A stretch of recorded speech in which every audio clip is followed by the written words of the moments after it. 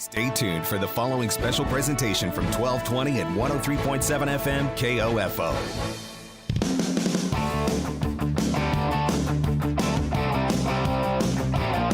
KOFO is your sports source for East Central Kansas, and we welcome you to this Game of the Week football broadcast starting on KOFO.com and concluding on air at 1220 and 103.7 FM. Tonight, the Wellsville Eagles face the Eureka Wildcats.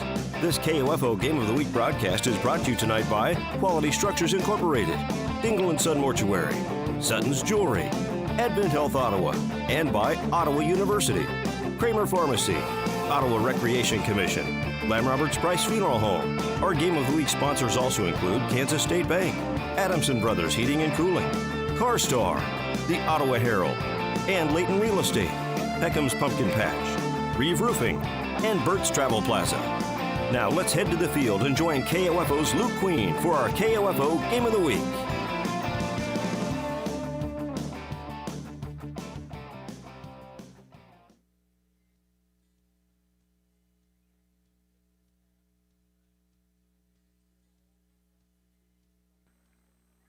And welcome everybody into the KOFO.com High School Game of the Week special edition here on Tuesday night, as this game was scheduled to be played on Friday evening, but was pushed back due to the COVID-19 virus. And these boys are going to be able to play as Wellsville has traveled down to Eureka here this evening to take on the 4-0 Tornadoes at their home field.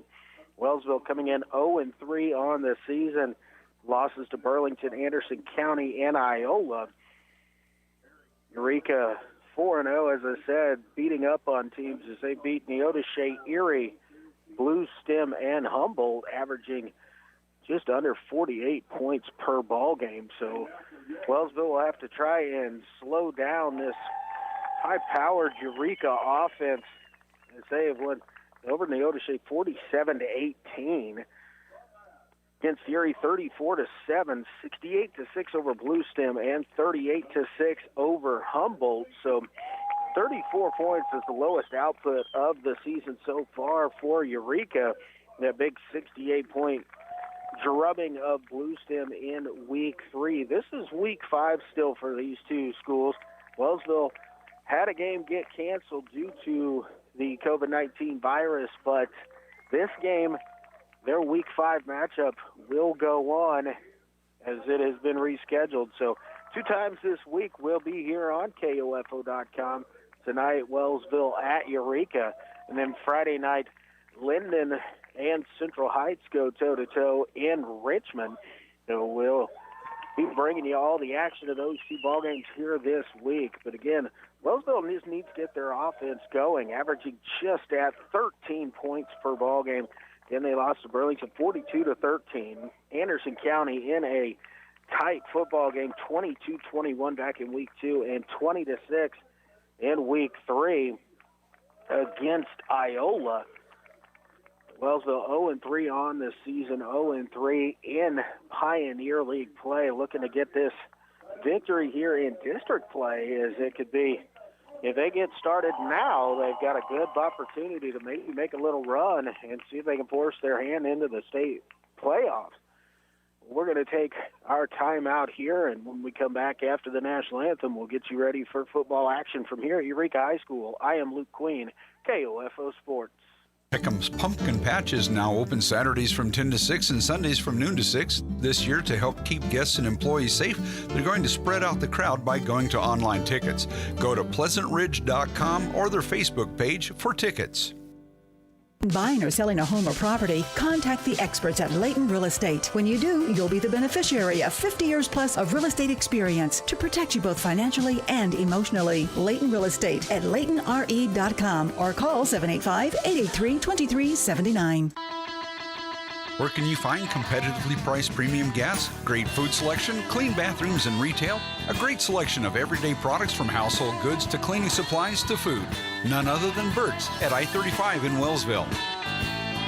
Buy all your metal supplies from QSI. They not only sell steel and trim, but also windows, screws, underlayment, caulking, lumber, windows, doors, and much, much more. Visit us in Richmond or give us a call at 785-835-6100. Now that you're out and about again, there's a better chance you may need us sooner than later. At CarStar Ottawa, our lobby is open and we're ready to take care of your vehicle with convenient and trustworthy repairs. Call 242-8916 CarStar. Stay safe and relax. We'll take it from here. Pickham's Pumpkin Patch is now open Saturdays from 10 to 6 and Sundays from noon to 6. This year, to help keep guests and employees safe, they're going to spread out the crowd by going to online tickets. Go to pleasantridge.com or their Facebook page for tickets. This is Chase Dingle of Dingle & Son Mortuary. I learned very young being in the funeral business wasn't just a job, it was a way of life. Never dull, sometimes stressful, but always fulfilling. I wanted to be a part of that and carry on the family tradition. Dingle & Son Mortuary, 785-242-2323. Burt's at I-35 in Wellsville has a brand new wash facility, a great selection of everyday products from household goods to cleaning supplies to food. The most competitively priced premium gas in the area. And don't forget the food selection at Burt's in Wellsville. Do you know if your AC is ready to beat the heat this summer? You can find out by calling Adamson Brothers today at 785-242-9273. Adamson Brothers, maintaining your comfort for over 30 years. Buying or selling a home or property, contact the experts at Layton Real Estate. When you do, you'll be the beneficiary of 50 years plus of real estate experience to protect you both financially and emotionally. Layton Real Estate at LaytonRE.com or call 785-883-2379. And welcome back here on KOFO.com. Luke Queen at Eureka Junior Senior High School, where Wellsville traveled down to take on the Eureka Tornadoes here in Week 5 district football matchup. It is a Tuesday night here in Eureka, as this game was pushed back from Friday due to the COVID-19. And these two teams are ready to get back at it. Wellsville been off for over 2 weeks due to that COVID. And Eureka is coming in very hot, 4-0 on the season, and coming off of the 38-6 victory over Humboldt 10 days ago, and ready to get back to it. When you're winning like Eureka has been, I am sure they did not want to take Friday off, but they look ready to play here tonight. Wellsville coming out to the sideline across from me here at Eureka, and looking to get in the victory column here tonight. They are 0-3 on the season. They got beat pretty well in Week 1, Burlington 42-13. A game Wellsville was plagued by turnovers that night, and a difficult time gave Burlington some easy opportunities, some short fields to work with. In a game that we had in Week number 2 on the road at Anderson County, the Bulldogs scoring with 12 seconds to go and then getting the 2-point conversion to win 22-21 that Friday evening. Wellsville has won the toss and has elected to receive the opening kickoff here. Then in Week 3, Wellsville took the defeat against Iola, final of 20-6 that night. It was later found out that Wellsville would be in quarantine for a couple weeks, but ready to get back after it for sure here this evening. Wellsville, again, as always, is a pretty balanced offensive team, running and passing the football. Really, it's kind of a split in the backfield. Wyatt Bird still leading the team in yards per game, but Nash, Money, Aiden Carney, and a little bit of even Dylan McCarty, the quarterback, have been able to get a few rushing yards in there as well. They do like to throw the football. It's 289 yards of total offense each time out for Wellsville, and it's split down the middle as McCarty averages about 135 yards passing, so about 140 yards rushing per contest for Wellsville as well. The officials are standing out of midfield. There's still 40 seconds on the clock. Both teams are out there, and this is what we like to see is these guys are ready to get back to playing football. A little bit of an extra long break for Eureka And Wellsville, definitely a long break since their last game about 2.5 weeks ago for the Eagles. Back deep for the Eagles. It's Jacob Lee and Nash Money back deep. And Yorman Faudo will kick it away here for Eureka. We've got the whistle to start play, and the kick is away. Low line drive. And it dribbled around. Lee is going to pick it up at the 15-yard line. He's out across the 25-30. He's got some space. 40-yard line, and now he's breaking free at midfield. Racing down the sideline, being chased down inside the 10 and tackled down at about the 6-yard line. Jacob Lee with a big kickoff return. Chased down from behind by Brody Harrison for Eureka. But it is a first down and goal to open it up for Wellsville. So Jacob Lee, the big kickoff return there. Almost 80 yards, 79-yard kickoff, turned down at the 6-yard line. McCarty will go under center. Lee split wide to the right, and it's Carney wide to the left. Money in the backfield, the handoff to Nash Money. He's going to cut it to the outside, and he is in. 17 seconds in, and Wellsville is on the board. Big kickoff return there, setting up that 6-yard touchdown run from Money. Wellsville takes the early 6-0 lead.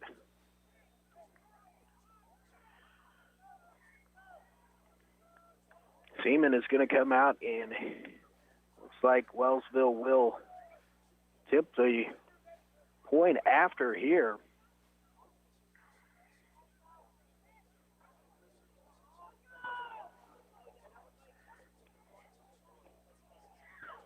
Snap is back, placement down, and the kick is low and blocked, no good. So the score will be Wellsville 6 and Eureka 0 here. But again, we're just 18 seconds in as Wellsville will kick it off to Eureka here. But let's just mark that down. Opening kick, returns 79 yards down to the 6-yard line by Jacob Lee. Wellsville, who has struggled to put points on the board, just averaging 13 per contest, has scored 40 points on the season coming into this, and already 18 seconds in, has 6 points on the board.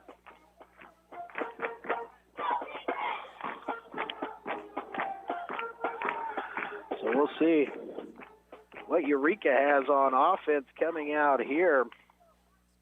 Seaman will kick this ball away here for the Eagles.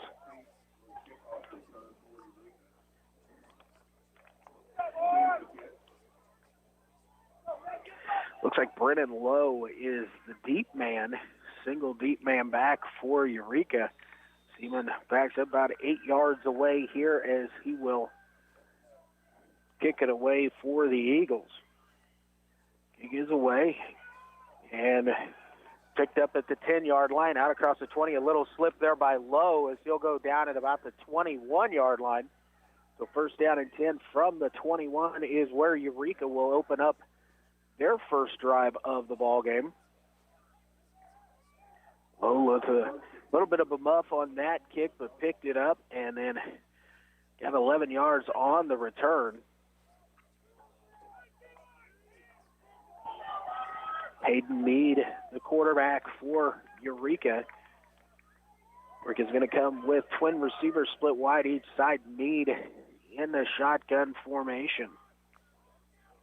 Snap is back to Mead, and he's in a little bit of trouble now. He's going to roll out to his right and trying to break a tackle. He's able to get positive yards to be dragged out of bounds at about the 26 yards. So a gain of about 5 on the play. Mead that took the low snap and had a little trouble there as the play was kind of broken early. But it is second down And about 5 yards to go as the ball will be marked at the 26-yard line. Beautiful field down here, well marked at Eureka. Easy to tell where they are. So again, this time trips to the left, single receiver to the right for Eureka. Meade's going to hand it off, hit immediately, and maybe a gain of about 2 on the play there for the Tornadoes. Lowe was the ball carrier on that. Brennan Lowe, man in the tailback of this spread out type offense. Twin receivers going to go each side. And Lowe behind Meade in the backfield. Meade back to pass, looks to his left, flows out to Lowe in the flat, and it's immediately covered up there. I believe that's going to be Aiden Carney that was there along with David Sines, and that's going to be a loss of about 6 on the play back to the 20-yard line. So it's 4th down and now about 11 yards to go, and the punt team will jog out for Eureka. After making the big stop there, it looks like Carney is going to be the man to drop deep here for Wellsville. Hunting into the wind, kick is away. Carney comes up, makes a catch at the 50. He's across the 40, now cuts to his left at about the 36-yard line where he'll be drugged down there. Nice 14-yard return, tackled there by Brennan Lowe. But Carney returns it into plus territory. Wellsville set up 1st down and 10 at the Eureka 36-yard line. So their first drive only needed to go 6 yards after a nice return by Wellsville, and this time they're set up 1st down and 10 at the 36, forcing the 3 and out. McCarty under center. Signs in motion left to right. Takes the snap. Give is going to be the money. Ball on the ground, and I believe it's covered up there by Signs. Flag in on the play here from the near side. We'll see what the penalty is. Maybe a holding penalty here, so it's holding against Wellsville. We'll see. It's going to be a loss of a couple, where they're going to take 10 yards back from the spot, which was the 36-yard line. So from the 36, we're going to step off 10 yards. So it's going to stay 1st down, but now it's going to be 1st down and 20 as the ball is going to go back. And it's actually from the spot of the foul, which was the 38-yard line. So it's going to back Wellsville up 1st down and 22 as the ball is back at the 48.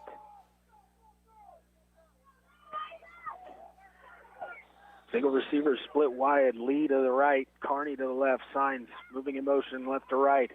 Pitch out to Money. Money cuts it upfield, not much there as he's going to be tackled down for a loss of 1, maybe 2 on the play. So Wellsville, after shooting themselves in the foot there on 1st down, keeps going the wrong direction. The ball still in Eureka territory, but just barely. We're going to call it the 50-yard line. It's closer to the 50 than it is the 49 as I stand up here atop the press box at Eureka. I have a good view of this. Eagles have to get the ball down to the 26-yard line for a 1st down. They're currently at the 50. 2nd down and 24. Cardi takes a snap, fakes a pitch to Money. He's rolling to his left to pass. Got a receiver going to get it to Hunsaker. Hunsaker catches it. The ball at the 38-yard line where he's tackled down after a gain of about 13 yards on the play. So marking down at the 37. So 3rd down and 12 here for Wellsville with the ball at the 37-yard line of the Tornadoes. 8:50 remaining here in quarter number 1. Wellsville on top, 6-0. Carney going to split wide to the right. Hunsaker to the left. Signs motions from left to right. McCarty pitch back to Nash. Money looking to get outside. Flag comes in as Money going to get back to about the 35-yard line. That flag is in the area of holding, and that will be the call. So Eureka can take it and make it 4th down and 10, or they can back them up, and it'll still be 3rd down, but it'll be 3rd down and 20-plus yards to go. So we'll see what the penalty is declined. So it'll bring up 4th down here. So 4th down and 10, and the ball just inside the 36-yard line. Wellsville looks like they're going to send out the punt team here to try and pooch one down, see if they can pin Eureka back deep.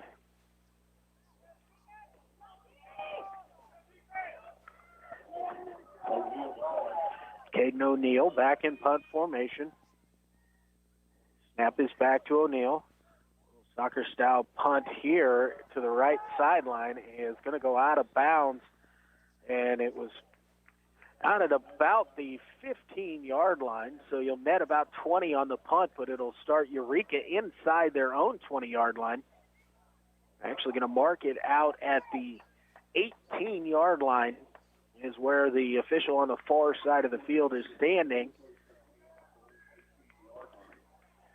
So it kept them inside the 20, so actually netting only about 17 yards on the punt, but then again, if you did too much there, not going to net you anything. Twin receivers to the right, single receiver to the left. He takes the snap, going to fake. Now ball on the ground. Mead's in trouble. He's able to break through the first few tackles, and he'll get out of bounds near the line of scrimmage. Actually, he's going to lose a yard on the play as he's back to the 17. So now it's 2nd down and 11 here for the Tornadoes. Mead having a little trouble with that snap here. And Eureka finds themselves in 2nd and longer than the original down again. Again, twins to the right, single to the left. Turn to give is going to be to Lowe. Lowe's going to try the right side. Wellsville rallies quickly, maybe back to the original line of scrimmage at best, or to the line of scrimmage. Going to give him a gain of a yard on the play. It's at the 18. So it's 3rd down and 10 here for the Tornadoes.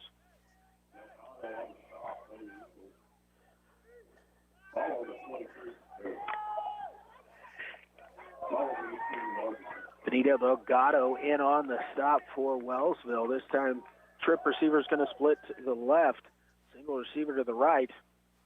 And Mead in the shotgun formation with Lowe behind him. And now we've got movement and a false start here. Procedure against Eureka is going to back him up 5 yards. So now it's 3rd down and 15 as the ball will be moved inside the 15-yard line down to the 13.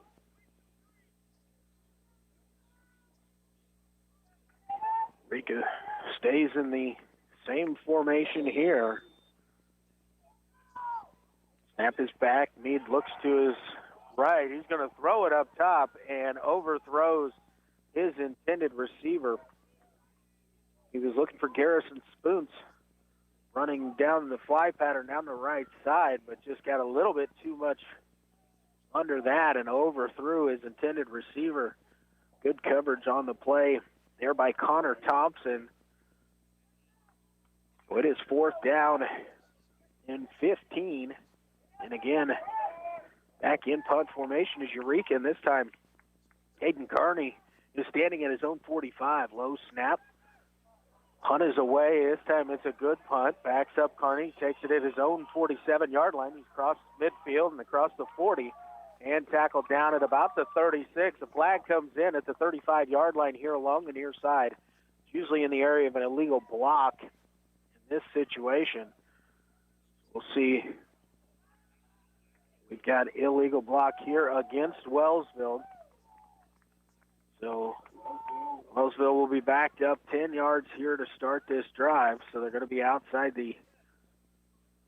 at the 47-yard line, but still in Eureka territory. It's 1st down and 10 here at the 47.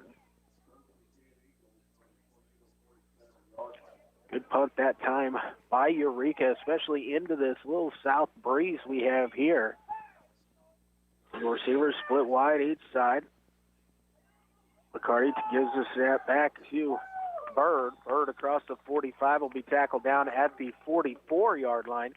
It's a good, tough run right behind the guard there on the right side for Wyatt Bird. Gain of 3 yards on the play. 2nd down and 7. The ball now at the 44. Lee going to check out as Wellsville runs in the play from the sideline. Hunsaker going to split wide to the right. It is Thompson wide to the left. We got some movement in the flag prior to the snap, and we're going to have offsides called Eureka here, lined up in the neutral zone at the snap, so it's going to move them forward 5 more yards. So instead of 2nd down and 7, it's now going to be 2nd down and 2, as the ball will move inside the 40 down to the 39-yard line. Wellsville with a lot of options here, 2nd down and 2. Wellsville yet to get the running game going. A couple short plunges. Again, Hunsaker wide to the right. Thompson wide left. And now we've got movement here. I believe it's going to go against Wellsville this time. Caleb Green, left tackle, jumped a little early. We're going to back him up 5 yards, and I believe we got a whistle and a timeout.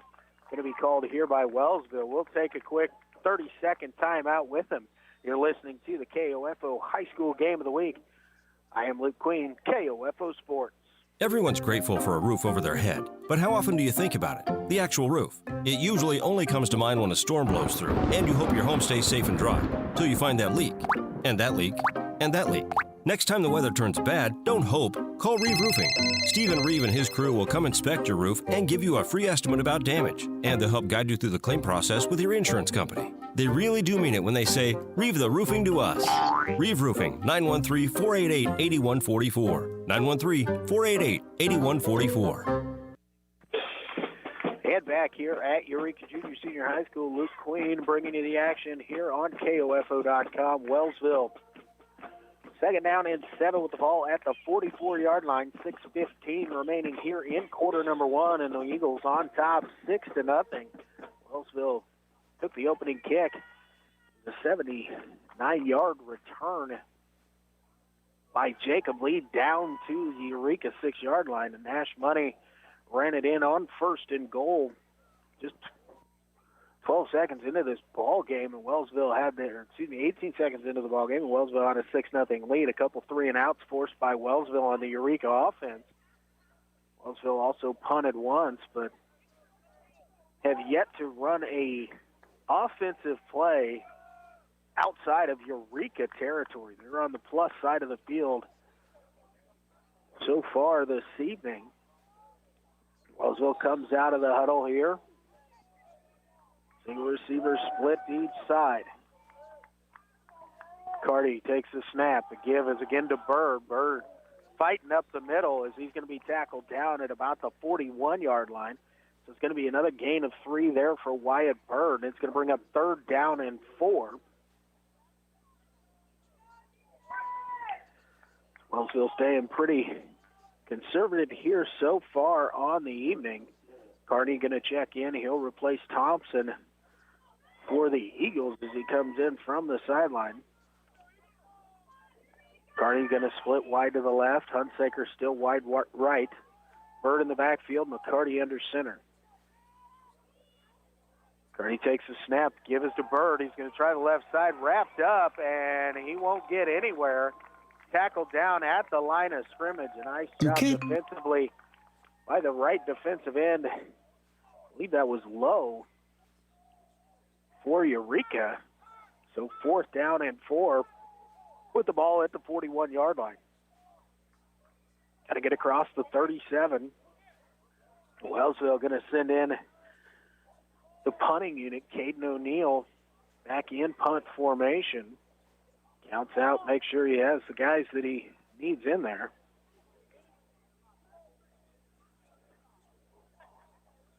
Snap is back. Kick is away. It's a big kick here, and ball's going to bound into the end zone. So it's going to be about a 24-yard net here as Eureka will take over 1st down and 10 at their own 20-yard line. 4:42 remaining here in quarter number one. Wellsville 6 and Eureka 0. Eureka team, as we said earlier, averaging 47 points per ball game. Has really been stymied here by the Wellsville defense so far in this. Twin receivers going to split wide each side. Meade in the shotgun formation. Low behind him in the backfield. Snap is back, Meade to pass. Short, quick pass there, and knocked away.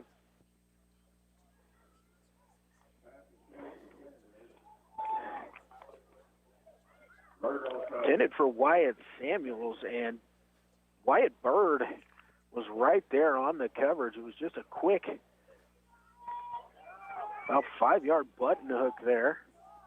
And as Samuels turned around to catch it, Bird right there knocked it away. Well, option look to the left, and it goes that direction. And Lowe's tripped up back at the 15. He falls forward to about the 16. But Wellsville, a nice job covering that up. And it's going to be a loss of 4 to bring up third down here and 14 yards to go. If they got to get out across, have at least to the 30, if not across it, for the first down.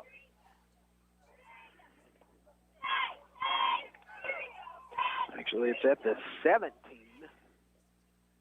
Just shy of the 17-yard line. So it's a long 13, short 14 situation. Trip receivers to the right, single receiver left. Meade looks that direction. Now he's going to float one over, and it is caught out there by the tight end, out to midfield and across midfield for the first down. The catch is made there. I believe that's Chase Turner. It's actually Wyatt Samuels. Sorry, 24, not 34. First down and 10. And now Eureka going to go with tempo as they come to the line of scrimmage. Pitch over to Lowe on the option. He's able to turn the corner, get about 4 yards as he's knocked out at the 45-yard line. So a big play there by Eureka, and they quickly come to the line of scrimmage with tempo, and they're going to gain 4 yards there on first down. So second down and 6. The ball now at the Wellsville 45.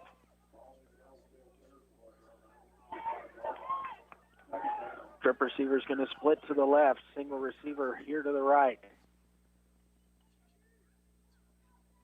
He takes the snap, turn, give to Lowe. Lowe's going to try the left side. He's able to break through one tackle. Now he can cross the 40, and he'll be tackled down just shy of the 35. It's actually going to be marked down at the 37-yard line. So that's first down and 10 here for Eureka. 3:34 remaining as Lowe was knocked out of bounds on the play, stopping the clock. Time trip receivers to the right, single to the left. Snap back to me. He's going to try a little bubble screen here to the wide receiver. Got a flag down on the far side of the field as the receiver gets down inside the 30 at the 29. We'll see what the flag is on the far side of the field. Maybe it came in from the umpire in the secondary. We'll have to see what the flag is here before we give the credit. And it's a personal foul, shot blocking call against Eureka. So one man must have been engaged high and another man went low on a block. It's a 15-yard foul. So instead of second down and just 3 yards to go, it's actually going to be first down and 25.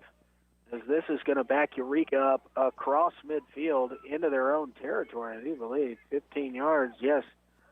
Brings it into the 49-yard line.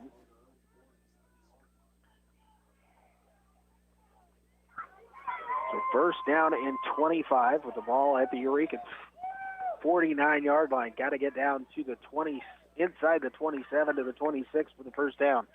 Twin receivers each side. Snap back.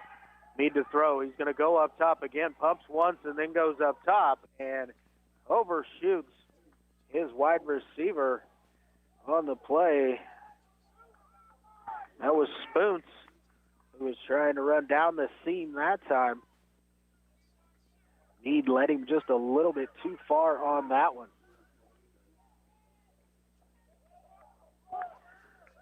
Zach Hilton going to come in the backfield for Eureka, as Brennan Lowe will get a quick breather here.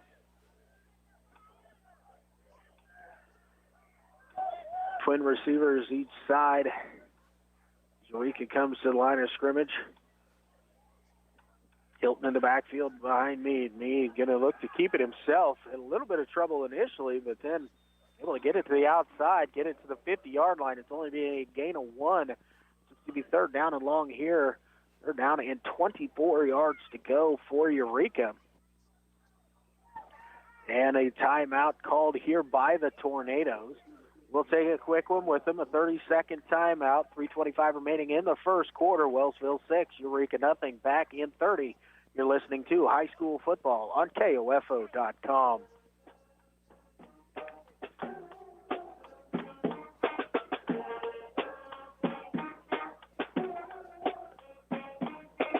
Last time you gave someone you care about a gift, just because. It's not their birthday, not a holiday when they would expect it. It's just another day. And they're getting a new set of earrings, a new bracelet, a new ring, recreated from a family heirloom, just because. It doesn't have to be a special occasion for you to visit Sutton's Jewelry in downtown Ottawa. Their friendly and knowledgeable staff can help you pick out the right gift from their vast selection anytime, even when it's just because. You've got it made at Sutton's Jewelry, 213 South Main. And once again back here at Eureka Junior and Senior High School, I'm Luke Queen bringing you the KOFO High School Game of the Week. Wellsville leading here with 3:25 remaining in quarter number 1 over Eureka by a score of 6-0. It is third down and long, 3rd and 24 for Eureka. Eureka coming in 4-0 on the year, averaging 47 points per game. Need to come up with a big play here. Meade going to roll to his right, looking to throw. The lefty cocks our back, throws, and it's just a little too high. Tough throw there on the run as he was trying to hit Spoons. And it's going to be 4th down and long here for the Tornadoes. In at the 50-yard line. This time it looks like Nash Money is going to drop back deep for Wellsville. I believe it is Spoons. It is that is doing the kicking duties here for Eureka. Snap back, and the kick is away. End over end kick taken by Money at the 16. He breaks it out the left side across the 20, 25, 30. Now at the 35, flag comes in at the 31-yard line as Money takes it out near the 46-yard line. You'll actually mark him down right there at the 47. But a flag here at the 31-yard line, again, is going to be a illegal block called here against the Eagles. So a big return by Money will be negated on the penalty. And Wellsville will start this drive back inside their own 25-yard line. 3:03 remaining in the first quarter. Wellsville up 6-0. They're to mark it off from the 31 is where the foul occurred. So Wellsville will have it first down and 10 with the ball at the 21-yard line. Been a lot of flags out on the field here in quarter number 1 so far. I've not been tallying up the penalties, but there have been quite a few out there. Carney split to the left. Lee out to the right. McCarty under center. Pitch is going to be to Money. Money cuts it upfield. He's at the 25 and hit it about the 30. He'll fall forward down to about the 31. It's going to be close depending on the spot as far as the first down will go.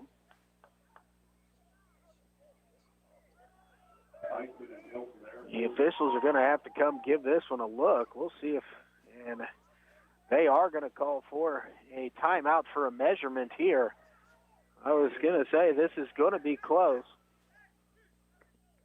to the first down yardage needed. I believe the ball had to get across the 31, and the nose of the football might be right at the 31. Chains come across from the far side of the field. The officials set it down, and looks Looks like we are just short of the line to gain. It's going to be second down and about an inch here for Wellsville. The officials will use the chain to help mark the football.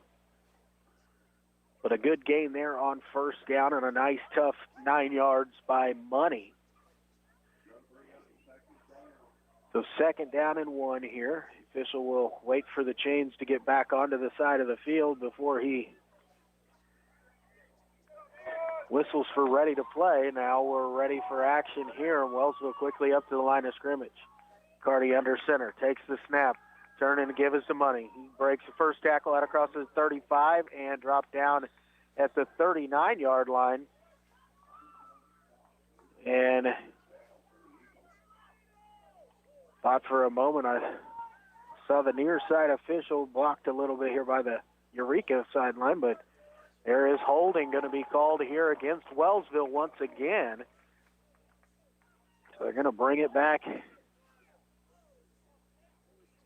here, and we're going to mark it off. Mark at the spot of the foul. And the ball is going to go back to the 28-yard line. It's actually going to go down. There's no run and a loss of 3 yards here on the play.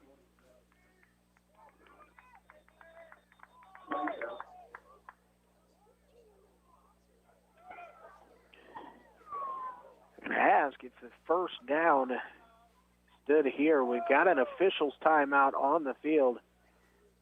Coach Berg asking for the explanation here. The chains had already moved. Now they're going back. So 2:42 remaining.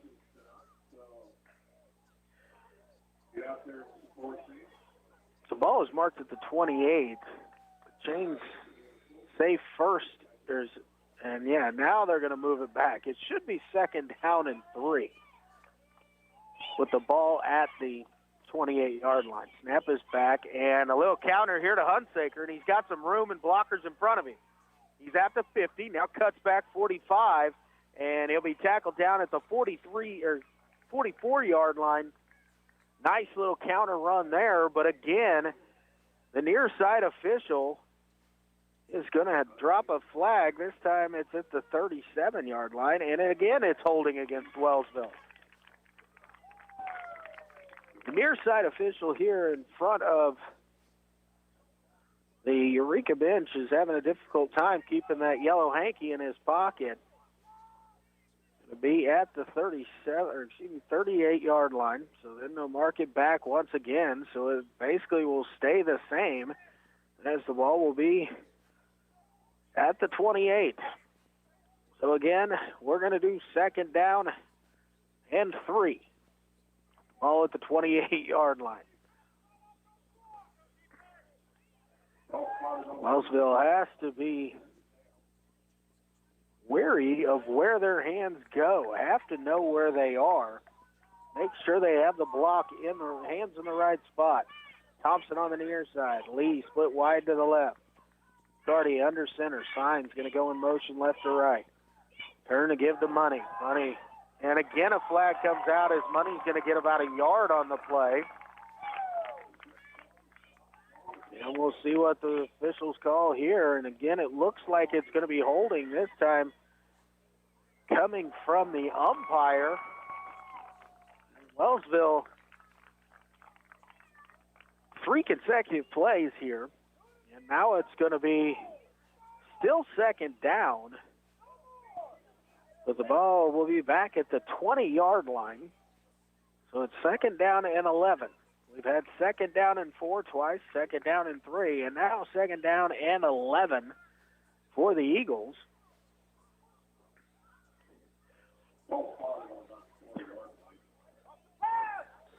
The ball, the nose of the football is just short of the 20-yard line. They got to get it out across the 31.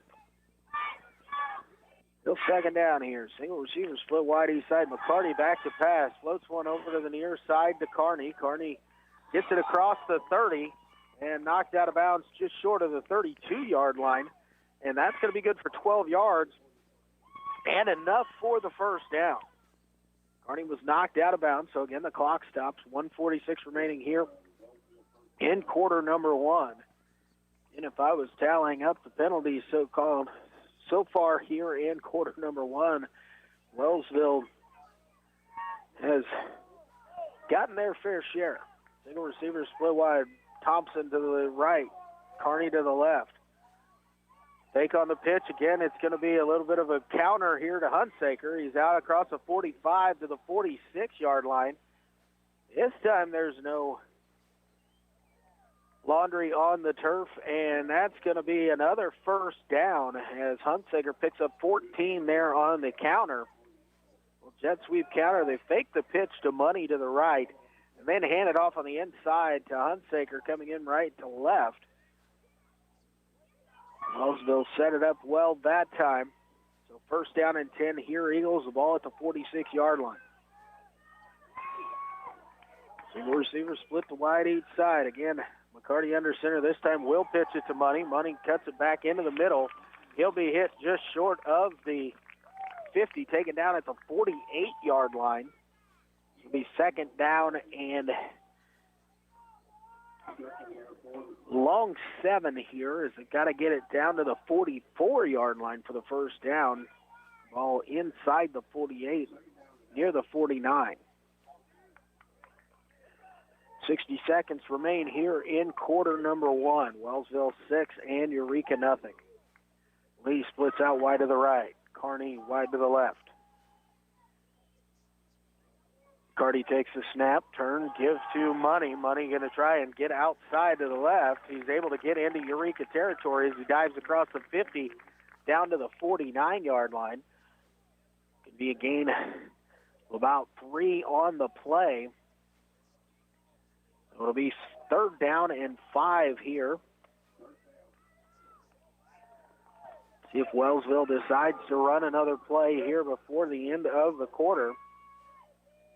Thompson brings the play in to the huddle. Now break, and Wellsville comes out. 10 seconds remaining here. This is going to be our last play of the first quarter, barring a defensive penalty. Snap is back. The give to Money up the middle. Breaks it over the right side and extends the ball out. And it looks like he extended it out to the 42-yard line. And that's going to be enough for the first down. And so Wellsville will have it first down and 10 with the ball at the Eureka 42-yard line. We have reached the end of quarter number one, so we're going to take a 60-second timeout. We'll be back with second quarter action from here at Eureka. I am Luke Queen, KOFO Sports. It's all about safety and convenience. Hi, this is Laura Hibberts reminding you that you can park out front and call 242-0240 and we'll bring your prescription out or pick up your written script to be filled. We also want you to know about our new Saturday hours from 9 a.m. to 2 p.m. You can still get the same weekday service from 9 to 7, and if you still aren't ready to get out and about, you can always take advantage of our free delivery service. Kramer Pharmacy open 9 to 7 weekdays and Saturday from 9 to 2 at 134 South Main in downtown Ottawa. Hi, this is Margie Hindeleiter from Bank Midwest. You'll often hear us say, this is where common sense lives. That means doing the little things, like knowing your name. And it means supporting our local schools. That should be common sense for how a bank does business. Bank Midwest, where common sense lives. This is Eric Price, Funeral Director at Lamb Roberts Funeral Home in Ottawa, Baldwin City, and Overbrook. We're proud to be involved in the communities we serve and support the youth of today, because they're our leaders for tomorrow. Lamb Roberts Funeral Home, providing compassionate care when you need it most.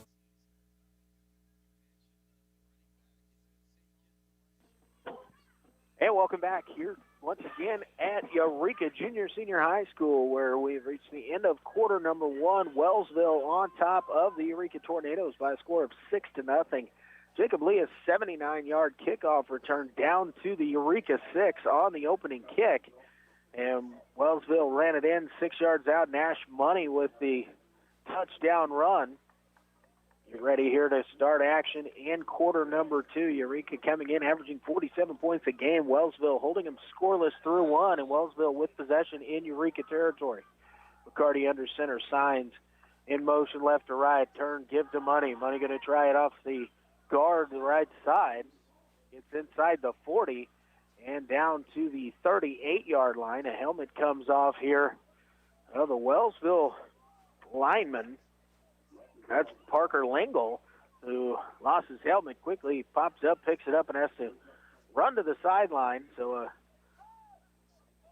he'll have to sit out a play here. Wyatt Bird going to come in and spell money in the backfield as he gives the play to Dylan McCarty. And the Eagles come to the line of scrimmage again. Thompson wide to the left. Jacob Lee wide right. Give us to Bird. Bird across the 35, driving forward. He'll be tackled down at about the 31-yard line, and that's going to be good enough for 7 yards when Wellsville needed 6. So it's going to be a first down and 10 here for Wellsville. The ball now at the 31-yard line of the Tornadoes. Wellsville usually splits it up about 50-50 run and pass, but so far here tonight have been strictly on the ground. Carney split to the left, Lee to the right. McCarty give to Bird. Bird bounces off the first tackle as he falls forward down to about the 26. Going to be a gain of 5 on the play. Eagles are just pushing it forward here, going about 5 or 6 yards at a time. This time it's Benito Delgado going to jog in the play for the Eagles. As Jason Cowden will jog off.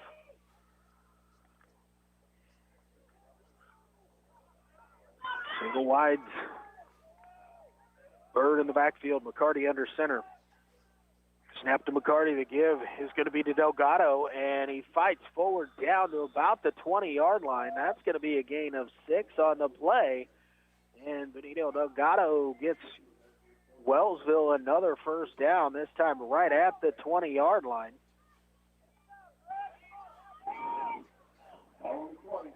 Wellsville keeps working it through the middle. Again, it was that little counter play there as they made everybody kind of move to their right, and then it was Delgado coming from right to left on the inside handoff, able to get 7 yards on the carry.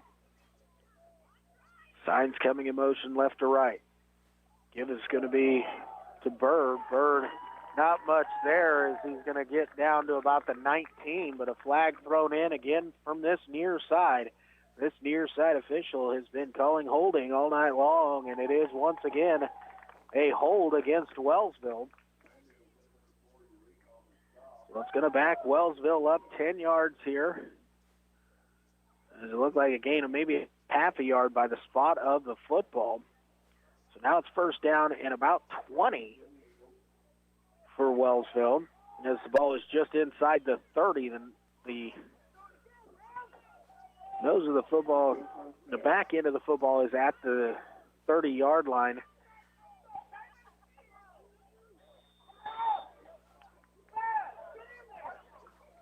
So we'll see what Wellsville draws up here. Wellsville has been staying away from the penalties. They've been moving the football fairly well, but the penalties have caused some issues. Trip receiver is going to go to the left, and now a timeout going to be called here by the Eagles. We'll keep it right here through this one as the Eagles are facing a first down and 20. The ball is right at the 30-yard line. They've got to get to the 10, maybe just a touch inside the 10. Would like to get to the 9-yard line.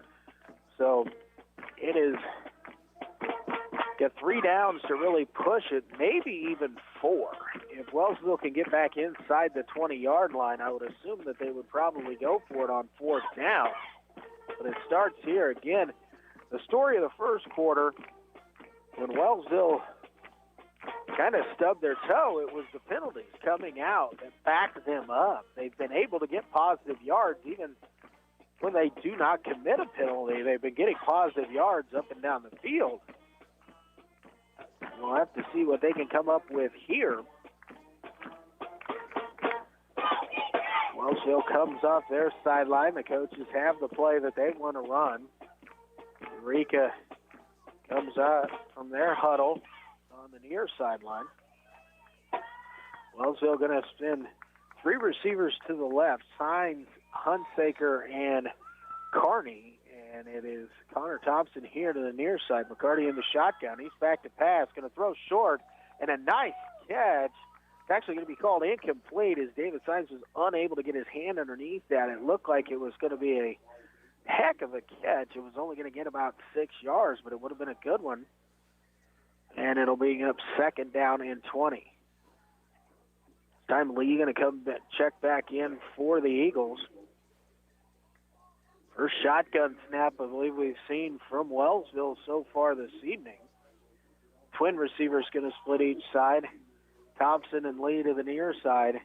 Sines and Carney to the far side. Step back to McCarty, back to pass. Actually, it's quarterback draw. Going to go up the middle, and he's going to get down inside the 25 to about the 23-yard line. So it's going to be a gain of about 8 on the play. Going to bring up third down and 12 with the ball just outside the 22-yard line. And got to get it across the 10 for the first down, do the Eagles. Money going to come in. He'll replace Wyatt Bird.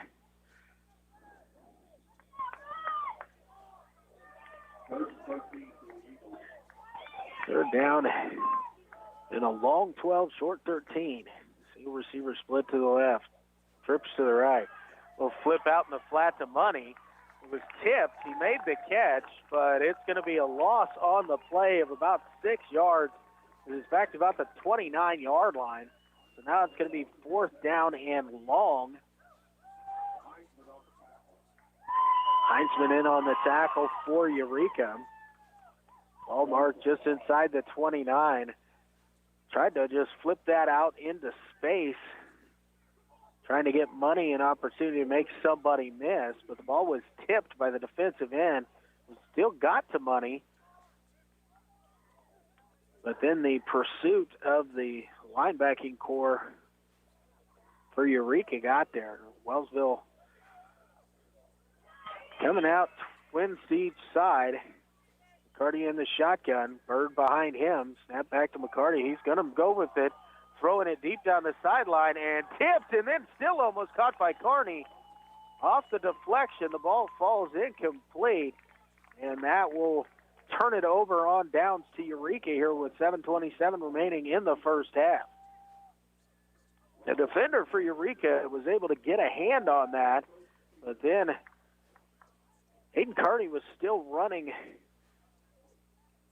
his fly pattern down the left side, reached back and got a fingertip to it, tried to flip it forward to himself, but his momentum was just too fast to get the tip. Trip receivers to the left, single receiver to the right. Meade in the shotgun formation here for the Tornadoes. He's going to turn, give it to Lowe, and hit immediately in the backfield back at the 25. It was first down and 10 at the 28. Now it's going to be second down and 13 from the 25. Wellsville's front is doing a great job of getting into the backfield of Eureka.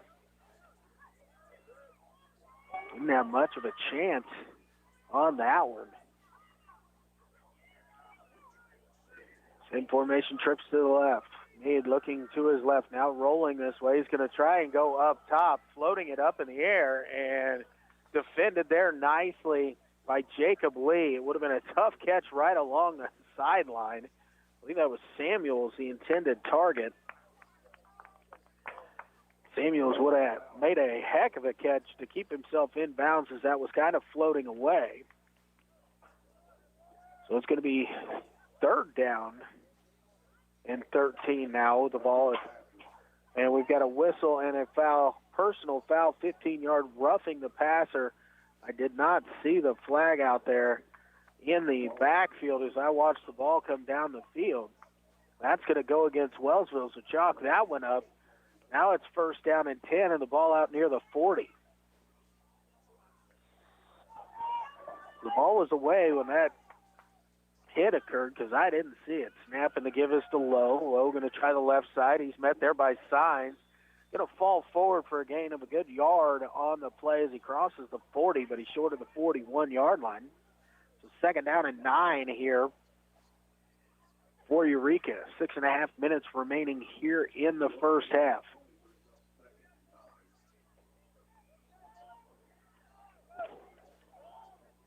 So another mistake by Wellsville has given Eureka new life out here near the 40-yard line. This time Eureka is going to send three receivers wide to the right, single receiver to the left. Meade takes the snap, little option look. He's going to keep it himself, and a bad idea there as he's met and dropped down immediately by Wellsville. That's Parker Lingle, stoning him for a loss of a good yard there, maybe two. So it's actually going to be third down. I'm going to call it 11 as the ball's back at the 39. They got to get it to the 50-yard line for the first down.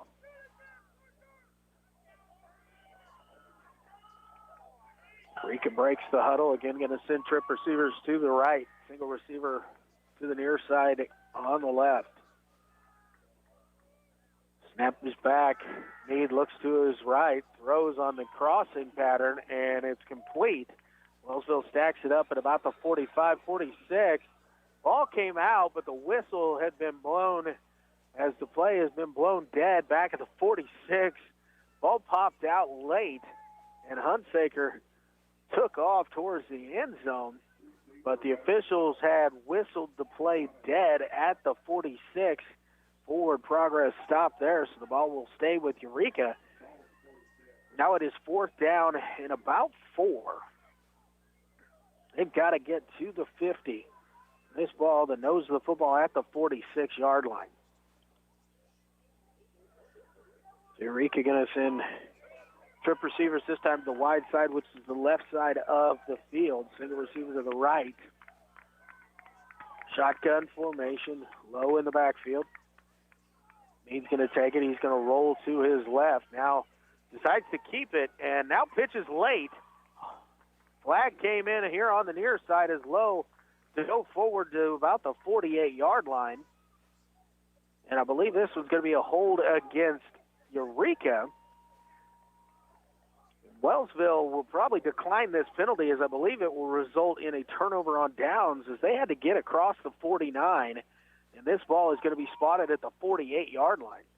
Wellsville coaching staff waving their arms to decline it, and now we've got the call to decline the penalty. So a turnover on down, again, gives Wellsville the football in plus territory at the Eureka 48.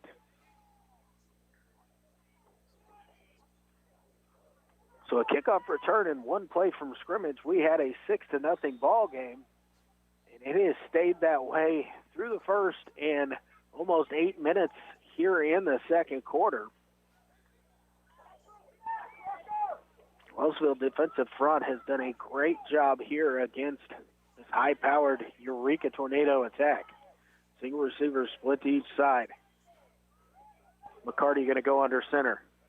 Takes the snap, going to give to Bird. Bird going right up the middle, and he'll gain about 2 on the play as he stopped at the 46-yard line before he's met by a trio of Tornado defenders there and then pushed back. So second down and 8. A couple tough yards there from Wyatt Bird. Don't envy anyone who has to just run right into the pile like that, but Wyatt Bird, tough couple yards. Going to get a deserved breather after that one as Nash Money checks in. Single receivers Lee to the right, Carney to the left. Delgado in motion right to left. The pitch is to Money. Money going to cut it upfield into the secondary, 35-30, and taken down at the 29. Big run there by Nash Money. 17 yards on the carry is going to be good enough for a Wellsville first down. Wellsville first and 10, the ball at the 29-yard line. So back where they were earlier before penalties derailed their last drive. See if Wellsville can capitalize here as the clock runs as we approach 3 minutes remaining in the first half. Wellsville gets the play in the huddle now, approaches the line of scrimmage. Still Lee to the right, Carney to the left. McCarty under center with Money behind him. McCarty takes a snap. He's back to pass. He's going to go up top. And this pass is going to be intercepted at the 10-yard line. And then We're going to have a quick discussion here. It looked like a catch, and then Kearney knocked it away, but it is going to be called an interception, and Eureka's going to take over first down and 10, the ball at their own 10-yard line. So Wellsville tried to go up top, but the Eureka defense was ready, and the pass just a little bit underthrown as they were bringing it back into the wind. I think if McCarty puts a little bit more air under that and throws it into the end zone or towards the pylon, Kearney might have been able to get there. Twin receivers each side, rolling to his left. Pass on the way is complete, caught at about the 18 and driven back and down there. Nice job by Jacob Lee to come up and make the hit on Cornett, the receiver for Eureka. Caleb Cornett's first reception of the night is going to be a gain of about 8. Give him 9 as the nose of the football sitting on the 19. You got to get the ball across the 20 for the first down. Trip receivers right. Need again to throw. He's going to go up top. It's lofted out there, and Connor Thompson was the closest man to it there. Meade hit as he was releasing that under pressure there. Thompson in good defensive position and just unable to chase that down as the ball falls incomplete. Third down and a long 1, short 2 here. Really, it is 2 yards. They got to get it almost to the 21-yard line for the first down. Trip receivers again going to split out to the right. Single receiver going to come to the near side. Meade with Lowe in the backfield. And we've got movement up front, and I believe this is going to be a false start, and it is. Procedure against Eureka is going to push this back to a third down, and now really 7 yards to go here for the Tornadoes. Not what Eureka wanted in that situation.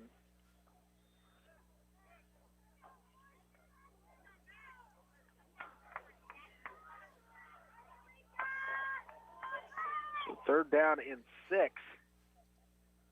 Snap is back, looking to his left, under pressure. Now Meade will roll out, and now he's going to be taken down, sacked back inside the 10 at the 9-yard line, and a timeout called by Wellsville to stop the clock with 1:46 remaining. I believe that is Wellsville's last timeout of the first half. And this is going to be fourth down and it's going to be 4th and 11 back inside the 10-yard line here for Eureka. So Wellsville trying to keep as much time on the clock here before the first half ends. See if they can get some points. Spoots is the punter for Eureka and has done a nice job. He kicked a few into the breeze in the first quarter. It's really calmed down since the sunset, but there is still a little bit of a south breeze as I can feel it up here in the crow's nest on top of the press box at Eureka. So the ball inside the 10, really right about the 9-yard line. It looks like this time Wellsville is going to send Jacob Lee back deep to receive this kick, this punt. He stands at about midfield. Spoons takes a snap. It's a end-over-end line drive. Takes a big bounce over the head of Lee down to the 35-yard line. It was a low line drive, end-over-end punt that took a big Eureka bounce. Hit down at about the 45 and jumped down over midfield, called back inside the 40 down to the 35. So 65 yards to go, a minute 35 for Wellsville to do it. They've been moving the football, but penalties have definitely slowed down the attack for Wellsville here in this first half. Still McCarty trots in from the sideline, brings in the play call to the huddle. Got Money in the backfield. Single receiver split each side. McCarty under center. Takes the snap.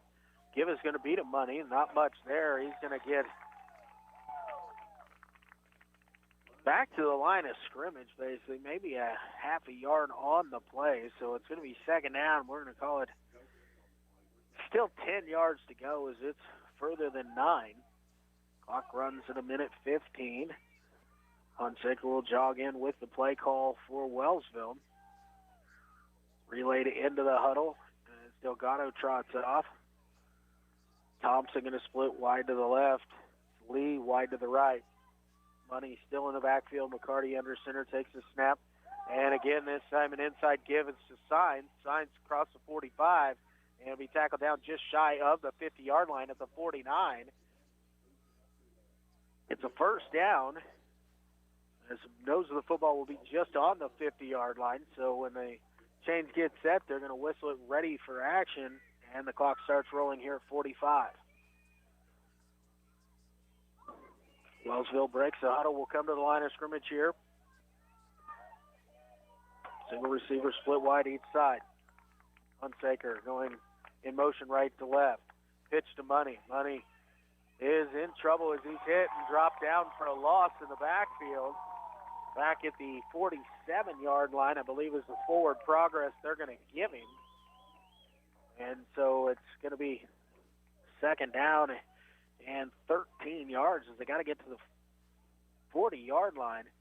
With 7 seconds to go, I believe Wellsville's just going to let the clock run out here and go into halftime with the lead.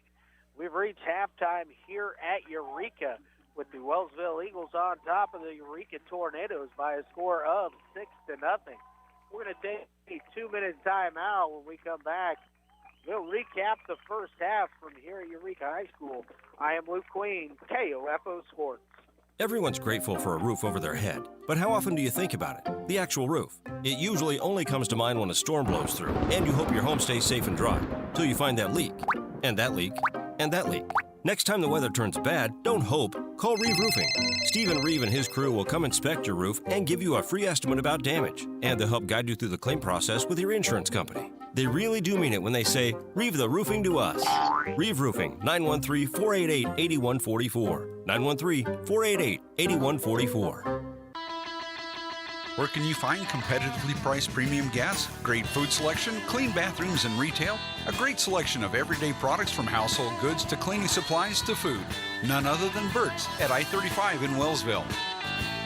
Advent Health Ottawa is keeping you safe by having all team members and visitors wear masks, practice social distancing strategies, taking temperature checks, and utilizing enhanced deep cleaning procedures. Your assistance and understanding are greatly appreciated because at Advent Health Ottawa, nothing is more important than you. It's never too late to become who you're supposed to be. However, sometimes you may need a little help. Ottawa University can get you there. Their faculty and staff are dedicated to preparing graduates for a lifetime of significance. With dozens of degree programs, including accounting, engineering, human services, and marketing, as well as graduate degrees in business administration and education, Ottawa University will prepare you for whatever or whoever you want to be. Don't wait. Get started today. Find out more by visiting online at ottawa.edu. Let's get back to business with Local IQ. Get the power of a national expert marketing team combined with deep roots in 260 communities, making them the partner you need to jumpstart your journey to full recovery. Results matter now more than ever, and Local IQ provides uniquely engaged local audiences, industry-leading technology, intelligent creative design, deep digital marketing expertise, and insights from partnering with hundreds of thousands of businesses nationwide. Talk to Stephen Bradley, your local IQ marketing expert today at 785-242-4700, extension 108. Yeah, welcome back here to Eureka Junior Senior High School. We're at halftime of this KOFO game of the week. Luke Queen down here in Eureka, where the Wellsville Eagles, coming in 0-3 on the year, are ahead of the 4-0 Eureka Tornadoes by a score of 6-0. It was a 79-yard kickoff return to open up the game by Jacob Lee, tackled down at the 6-yard line. Wellsville ran it in just 18 seconds into the ball game. It was 6-0 Wellsville, and we have been stuck at that score now for 23 minutes and 42 seconds. Wellsville has done a tremendous job against a high-powered Eureka offense. Eureka came in on the evening averaging 47 points a ball game, and Wellsville has shut them out through 2 quarters here this evening. It has just been a defensive battle up front, won by Wellsville so far. In Eureka coming in at 4-0, 47 points a game. Their lowest output of the season was in week number 2 when they defeated Erie 34-7. Wellsville looking to get their first victory of the year. They've lost a couple tie wins to Anderson County 22-21 back in week number 2. They lost at Iola in week 3 20-6, and this is really week 5, which was taking place last Friday. Wellsville coming back after a quarantine of a couple weeks, had this game postponed from last Friday till tonight. So Eureka's been waiting a little over the week since their last game, which was a victory over Humboldt 38-6 in week 4. Wellsville losing a game due to that COVID quarantine in week number 4, and they are trying to get that first victory. This would be a district victory as well for the Eagles, so it could be a huge momentum swing for the Eagles as they have unable to get a win yet on the season. But here tonight, they are in front at the half. It's just 6-0. Eureka will get the ball to start the second half, but Wellsville defense is really giving Eureka very little.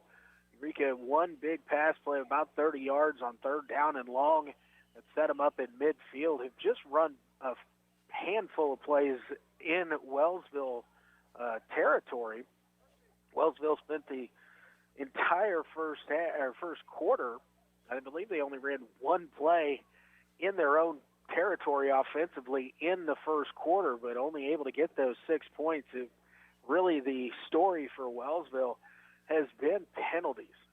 They had at least on one drive, we ran second down 5 consecutive times after penalties, and 4 of those 5, Wellsville had gained a first down, but kept shooting themselves in the foot, backing themselves up, and it really stalled out a couple drives there.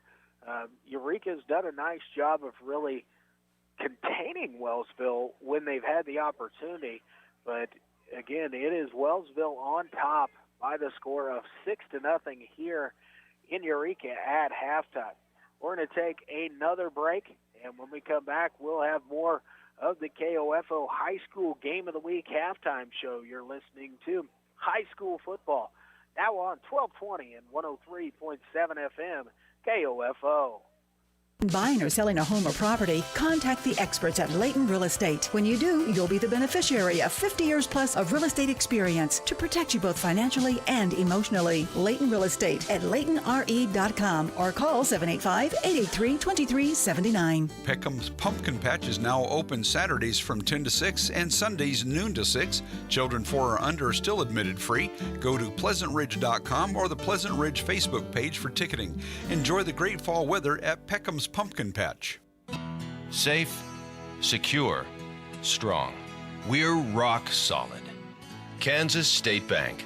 A better way to bank with community people you know. Member FDIC. Equal housing lender. Burt's at I-35 in Wellsville has a brand new wash facility, a great selection of everyday products from household goods to cleaning supplies to food. The most competitively priced premium gas in the area. And don't forget the food selection at Burt's in Wellsville. Kramer Pharmacy knows that right now it's all about safety and convenience. Hi, this is Laura Hibberts reminding you that you can park out front and call 242-0240 and we'll bring your prescription out or pick up your written script to be filled. We also want you to know about our new Saturday hours from 9 a.m. to 2 p.m. You can still get the same weekday service from 9 to 7, and if you still aren't ready to get out and about, you can always take advantage of our free delivery service. Kramer Pharmacy open 9 to 7 weekdays and Saturday from 9 to 2 at 134 South Main in downtown Ottawa. And welcome back here to the KOFO High School Game of the Week here for week number 5, Wellsville at Eureka. We're at halftime here at Eureka Junior-Senior High School. Wellsville on top 6-0. Jacob Lee, 79-yard kickoff return in it to open up the game was tackled down at the 6-yard line. It was Nash Money on first down and goal, taking it in from 6 yards out. The extra point was blocked, and so we have been at 6-0, just 18 seconds into the ball game. 23 minutes and 42 seconds of football. No scoring by either squad since that big return by Lee to open it up, and the ensuing play to Money. Nash Money has done a nice job running the football in the first half. Wellsville has been kind of a team in the recent memory that has spent a lot of time about 50-50, maybe 60-40 run to pass. And tonight it has been more of probably over 90% on the ground, as Wellsville's been able to get, chunks at a time, 3, 4, 5, 6 yards at a time, and have really been trying to stick to it. It has been penalties that have really slowed drives down for the Eagles all night long, and I am sure that their penalties are in double figures at halftime. I did not tally them up myself, but I'm pretty sure that they're over 10 so far in the first half. Going to need to clean that up a little bit. They did get better of it in the second quarter. The first quarter, Wellsville was going from the south to the north with a little bit of the breeze behind them, and they spent a lot of time between the 50 and the 30 and just unable to get anything really going inside the 30-yard line because of all the penalties, holding and a couple procedure penalties. Pushed the ball back and had to kick it away as they would wind up in 3rd and long and 4th and long situations. One turnover in the first half on Wellsville. It came late as they tried to go downfield with just under 2 minutes to go, and it had a ball intercepted at the 10-yard line. They did force a quick 3-and-out by Eureka, got the ball back, and then weren't able to really get anything going and just let the clock run in to the half to avoid any other mistakes there and go in with this halftime lead. Again, Wellsville coming in 0-3 on the season. They did have a halftime lead earlier this year over Anderson County in a game that they came down to the wire, 22-21 loss. And so they're going to have to make some adjustments, be ready to go in the second half, because Eureka is a team that can put points on the board.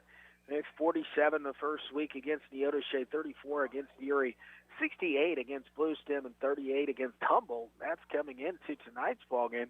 Had a little bit of extra time to kind of prepare for this one, as this game was pushed back from Friday to tonight. But they also, both of these teams turn around and play again on Friday night. Wellsville will play host to Osage City on Friday night, and Eureka on Friday night will be taking on West Franklin. And so both these schools have quick turnarounds after the ball game here on a Tuesday night to play again on Friday.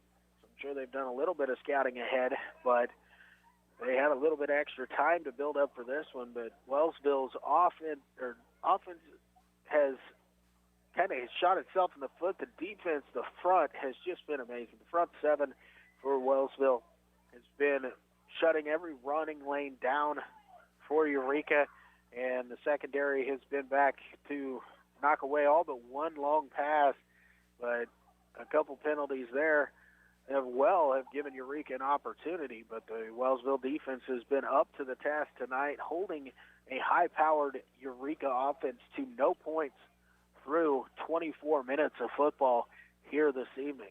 Well, we're going to take another break. When we come back, we'll get you ready for the second half of football from here at Eureka.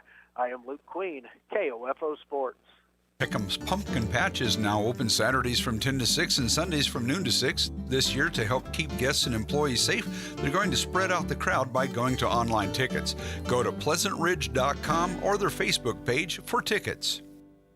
Hi, this is Margie Hindeleiter from Bank Midwest. You'll often hear us say, this is where common sense lives. That means doing the little things, like knowing your name. And it means supporting our local schools. That should be common sense for how a bank does business. Bank Midwest, where common sense lives. Buying or selling a home or property, contact the experts at Layton Real Estate. When you do, you'll be the beneficiary of 50 years plus of real estate experience to protect you both financially and emotionally. Layton Real Estate at LaytonRE.com or call 785-883-2379. This is Eric Price, Funeral Director at Lamb Roberts Funeral Home in Ottawa, Baldwin City, and Overbrook. Our staff knows the importance of working as a team to take care of you in your time of need. We want to show the youth in our communities that we support their teamwork as well by sponsoring this broadcast. I invite you to visit lamb-roberts.com. When you have an emergency, who do you call? 911. What do you do if you're unable to speak during your emergency? You text to 911. Franklin County Emergency Communications Center has recently added text to 911 technology as part of the new 911 phone system. Cell phone users can use their phone messaging system to text 911 to contact local dispatch. Phones must have a text or data plan in order to use this service, and phones in roaming mode, text apps, or apps messaging services cannot use this feature. It is important to note, dispatch is unable to determine your location while using this service, so always know your location and include that in your initial text. Remember, if you're able to place a voice call, we're able to help you more quickly. But in the event you are unable to speak, text to 911 will still allow us to get the information we need. Call if you can, text if you can't. For more information, go to kansas911.org or 911.gov. This message has been brought to you by the Franklin County Emergency Communications Center and KOFO. And welcome back once again to the KOFO High School Game of the Week. Luke Queen down in Eureka, Kansas, here in the Flint Hills, where at halftime it is Wellsville over Eureka by a score of 6-0. A low-scoring half. Eureka not usually a low-scoring team, averaging 47 points a game. Wellsville just averaging 13 points a game through their first three games. They had one game that was canceled due to the coronavirus. This game also has been pushed back from its original date, which was supposed to be Friday, but a little bit extra time and able to get these kids out on the football field to keep playing. Wellsville had a big return to open it up. Jacob Lee, 79 yards, tackled down at the 6-yard line. Nash Money took it in from there, 6-yard rushing touchdown on the first play from scrimmage, just 18 seconds into the ball game. It was Wellsville 6, Eureka nothing, and that's where we have been ever since. So Eureka will get the ball here to open play in the second half. Wellsville defense has been stout throughout that first half, really not giving Eureka much to go with there. We'll see if they can continue to dominate the line of scrimmage. If they do, that will be their best bet here this evening. Again, we've expected a little bit more scoring, but it's just 6-0 at the half. We'll see if things open up just a touch in the second half. Wellsville's offense, just at that 6-yard touchdown run by Money, they have actually moved the football well in the first half. The penalties kept derailing drives and stalling them out and having to punt it away. Eureka just unable to get much going offensively out of that spread formation that they've been trying to run, twins and trip receivers out each time, just a single back in the shotgun formation. Wellsville been under center most of the time, trying to run it up the middle. A few counter plays have produced some good yardage, but just unable to get it inside the red zone and capitalize when they get there. We'll see what the second half has in store for us. We're going to take our final timeout, a 60-second timeout. When we be back, we will be ready for kickoff from here at Eureka High School. I am Luke Queen, KOFO Sports. Looking for a great after-school program? Check out the ORC's Entertainment U. Mr. Matt is excited to offer tutoring and activities for kindergartners through 5th graders. Register online or in person, and be sure to check us out on Facebook. Ottawa Recreation Commission, bringing recreation to life. Peckham's Pumpkin Patch is now open Saturdays from 10 to 6 and Sundays noon to 6. Children 4 or under are still admitted free. Go to pleasantridge.com or the Pleasant Ridge Facebook page for ticketing. Enjoy the great fall weather at Peckham's Pumpkin Patch. It's never too late to become who you're supposed to be. However, sometimes you may need a little help. Ottawa University can get you there. Their faculty and staff are dedicated to preparing graduates for a lifetime of significance. With dozens of degree programs, including accounting, engineering, human services, and marketing, as well as graduate degrees in business administration and education, Ottawa University will prepare you for whatever or whoever you want to be. Don't wait. Get started today. Find out more by visiting online at ottawa.edu. And welcome back here to the KOFO High School Game of the Week. I'm Luke Queen down at Eureka High School. We are just about ready for action here in the second half. Wellsville will be kicking off to Eureka. Here to open the half, back deep, is going to be Brennan Lowe for Eureka. And it is Nathan Seaman who has teed it up and will kick it away here for the Eagles. Eagles kicking from the south to the north with the breeze. Seaman's kick is a good one as Lowe will take it about the 7-yard line. He's out across the 15, 20, and 25 where he is met there and will be taken down at about the 26, maybe the 27-yard line. So Eureka will open up first down and 10 with the ball at about the 27 here in the second half. It has been a defensive first half for sure, 6-0. It was a big kickoff return to open up the game for Jacob Lee of Wellsville. And Wellsville one play, 6 yards, and a touchdown. Actually, to mark it at the 28-yard line. So nice job there by Lowe as he was hit at the 25 and then able to drive it and fall forward to the 28. Eureka going to send 3 receivers to the right, single receiver wide to the left. Ball on the left hash. Need in the shotgun formation. He's looking to pass. Pass is on the way, intended there for Samuels. Ball's incomplete. Need got rid of it quickly, and as Samuels came out of his break, the ball was there, and so was Wellsville defender, so it falls incomplete. And it's second down and 10. In Eureka, averaging 47 a ball game, nothing in the first half. This time, twin receivers going to go each side. Pistol formation in the backfield. Meade going to hand it off and met almost immediately as the ball carrier and driven down, maybe to the line of scrimmage.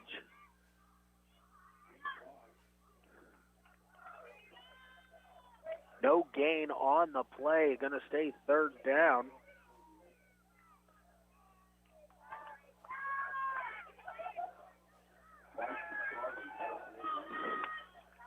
So third down and 10. Twin receivers going to split wide each side.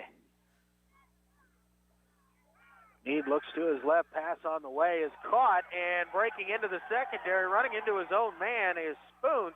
He's out across midfield as he's going to get down to the 47-yard line. So a big play there on third down as it just found Spoons, who found the soft spot in the Wellsville zone there just over the outstretched hand of Nash Money.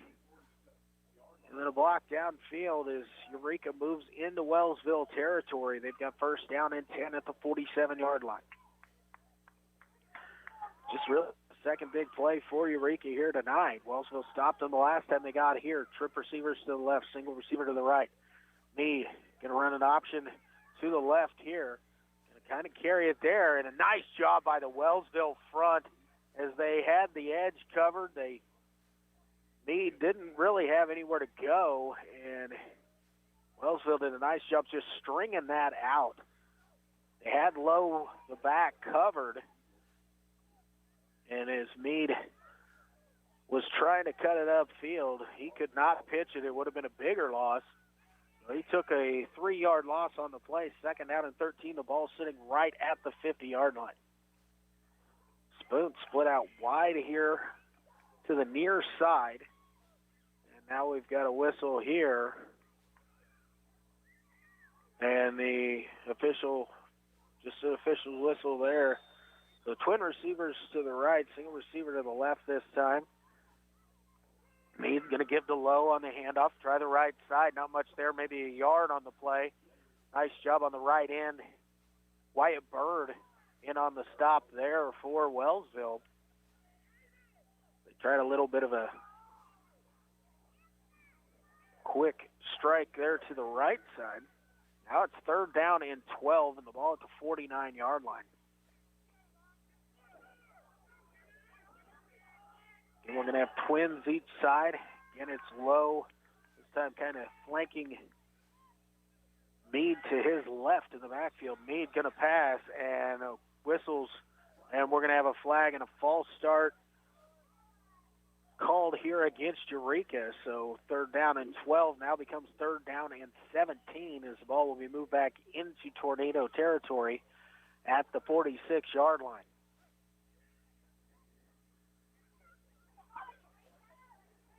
Got to get the ball inside the 37 of the Eagles for the 1st down.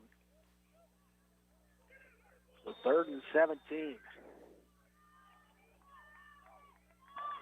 Twin receivers each side. Meade in the shotgun, takes a snap, looks to pass. He's going up top. He just lofts it out there. It's going to fall incomplete. Connor Thompson was the nearest man to the football. Defensive back for Wellsville, but he was unable to chase that down as it went over his head by about 5 yards.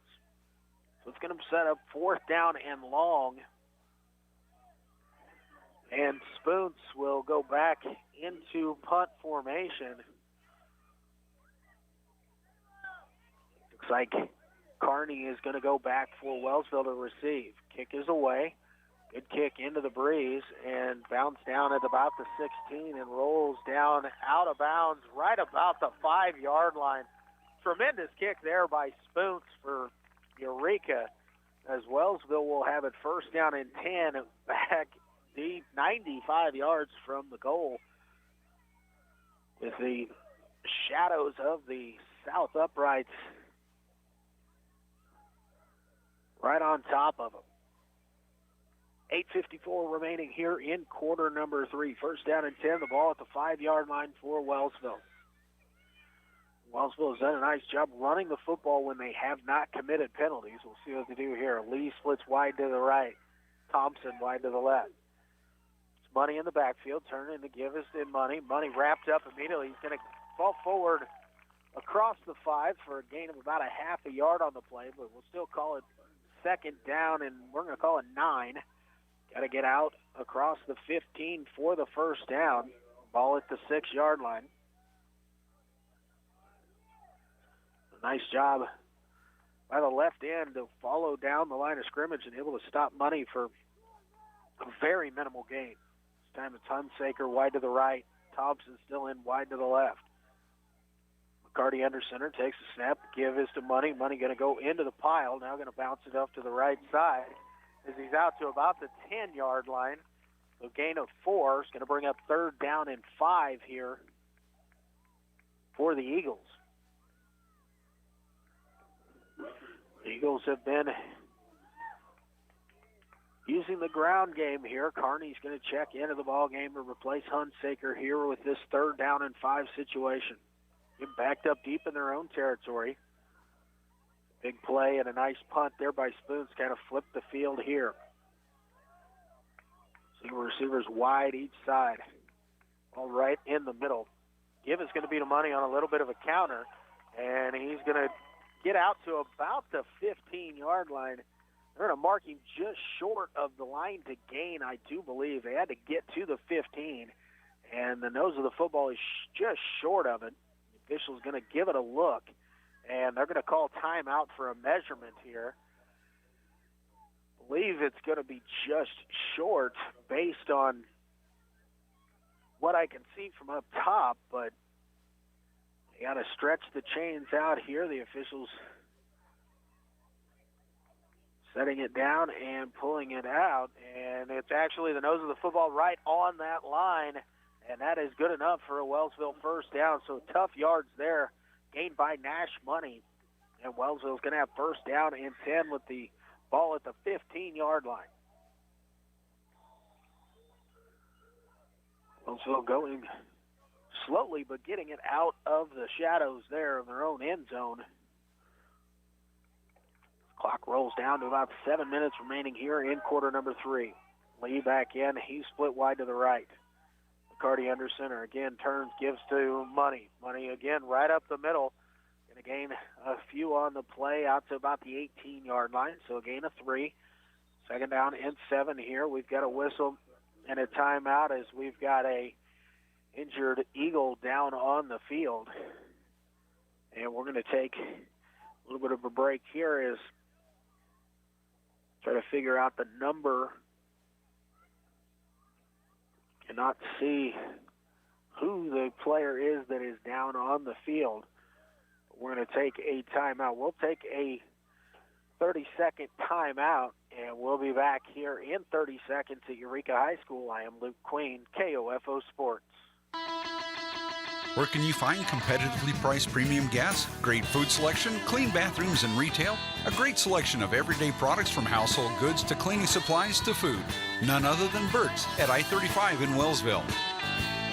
Buying or selling a home or property, contact the experts at Layton Real Estate. When you do, you'll be the beneficiary of 50 years plus of real estate experience to protect you both financially and emotionally. Layton Real Estate at LaytonRE.com or call 785-883-2379.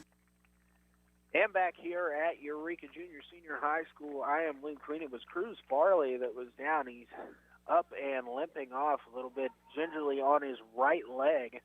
Might have gotten rolled up as the interior linemen play right up the middle. You have a tendency sometimes people come down on your leg there. Cruz is not being helped off the field, but he is definitely limping noticeably. But hopefully it's just something they can work out and get back out onto the field, because a good interior lineman both offensively and defensively for the Eagles. The Eagles come to the line of scrimmage. Standard set. Six receivers for each side. Ball down on the ground, and it looks like it's going to be covered up here at the 19-yard line by Eureka. It was a poor center quarterback exchange. Might have been where the change was made on that line. And so Eureka takes the fumble at the 19-yard line. Very plus territory in the red zone. The Eagle defense is going to have to come up big this time. 6:46 remaining here in quarter number 3. Twin receivers each side.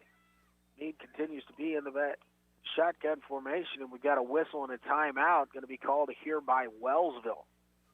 So we'll keep it right here through this timeout.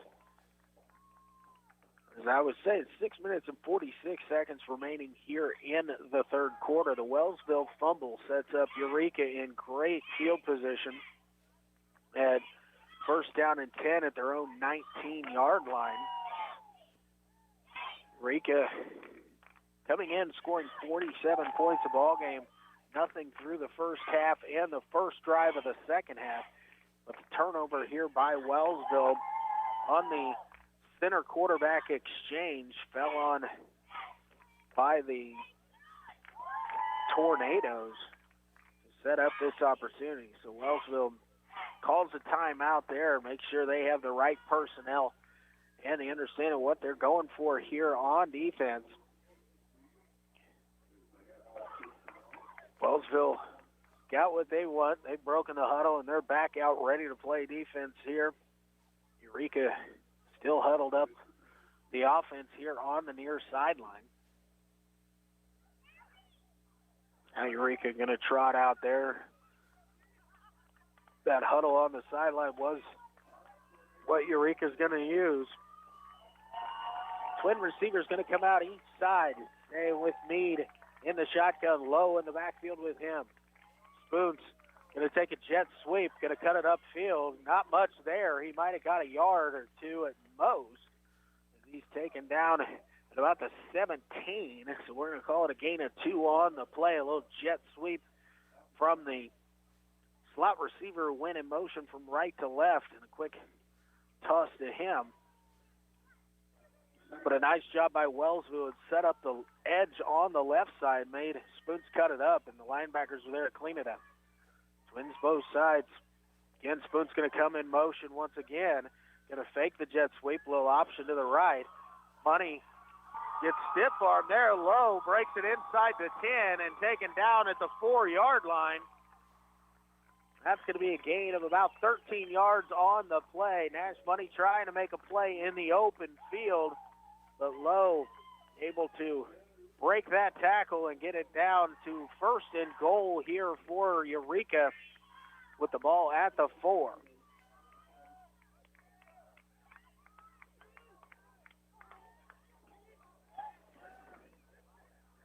Eureka going to just split 2 out this time, and Need going to go under center. Snap is back to give us to Lowe. Lowe breaks through the first, and he's into the end zone. Touchdown, Eureka. 5:59 remaining here in quarter number 3. Eureka gets on the board.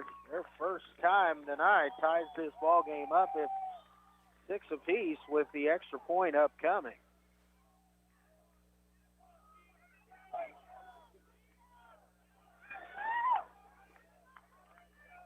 We'll see what Eureka does here. Looks like they might be going for 2.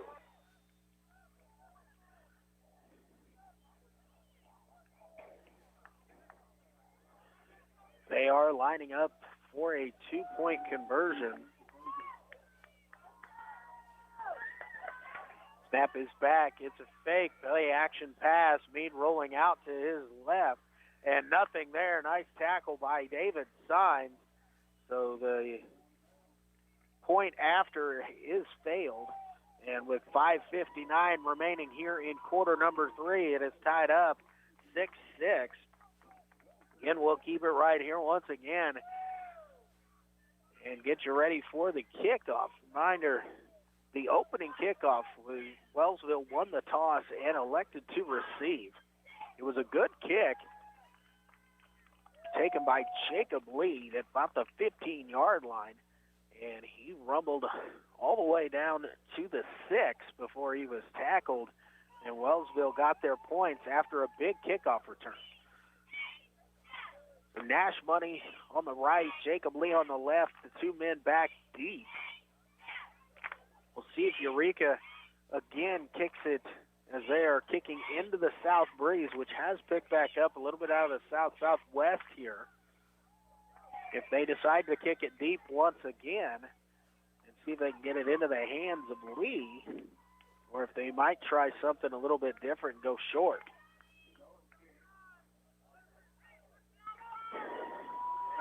Now the kicker is actually only standing about 4 yards back from the ball. The Eagles prepared for a shorter kick. This one's just squibbed on the ground. Going to bounce up. Be taken here by Wellsville at about the 25. Brought out across the 30, 35-yard line. Dylan Schnorr, nice job there to take a good bounce. Pick it up at the 25. He'll bring it across, and it'll be first down and 10. Wellsville at the 36. So Eureka definitely was avoiding kicking it deep into the hands of Jacob Lee, who had such a big return to open up the ball game. And Wellsville 64 yards from pay dirt here as they start their second possession of the second half. First one ended with a poor center quarterback exchange. McCarty enters center. Sign's going to go in motion from left to right. Play action pass. McCarty going to throw to the right side. Pass is complete out to Signs. Makes the first man miss, and then he's tackled down at about midfield. A flag coming in the secondary from the back judge. We'll see what the call is here. And it's going to be holding against Wellsville. So we'll see where the foul occurred. marking off 10 yards from the spot of the foul. So instead of first down and 10 at midfield, this ball is going to be pushed back to about the 40-yard line, I believe, and it will be first down and 6 at the 40. So 14-yard gain lost there, first down and 6 on another Wellsville penalty. Wellsville, even in the secondary, has got to do a better job of avoiding these situations. They've gotten themselves in trouble with the penalties here this evening. Got a whistle and an official's timeout. Wellsville was going to split twin receivers out to each side. Carney and Signs here along the near side. Hunsaker and Lee wide to the right. McCarty in the shotgun formation with Nash Money behind him. Hunsaker in motion. Jet sweep give. Hunsaker cuts it up 40-yard line. Now fighting at the 45 and dragged down at about the 47. Tough yards there. We got a late flag coming in here at the 46. And we'll have to see what this one is about. Hunsaker has enough for the first down here. And we've got dead ball, and that's an unsportsmanlike against Eureka. So add 15 more yards from the spot of the foul, or from the end of the run, which was the 47-yard line. So Wellsville now is in Eureka territory. So the 15-yarder there on Eureka is going to give Wellsville better field position. Now they're going to move down inside the 40, down to the 37-yard line. Unsportsmanlike there, late hit. Looked like on Eureka. So the ball at the 38, first down and 10 here. 5:17 remaining third quarter. Wellsville again going to split twin receivers each side. This time Lee and Carney here on the near side. Signs and Hunsaker on the far side. Carney in motion.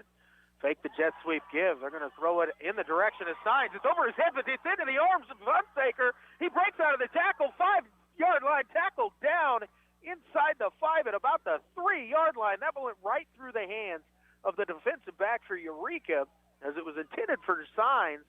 It was over his head. And then Jacob Hunsaker behind him, able to keep his concentration, make the catch at the 15, and ran it down and tackled out of bounds at the 3-yard line. So first down and goal, Wellsville at the 3. Thought I was going to be calling an interception the other direction, and the ball just went through the hands of the defensive back and into the arms Jacob Hunsaker. So Wellsville going to go back single receiver split wide each side. This time Bird in the backfield. McCarty under center. Gibbs going to beat a Bird. Not a whole lot there as he tries straight up the middle. Gain of maybe 1 on the play. It's going to be second down and goal. This ball will be at the 2-yard line.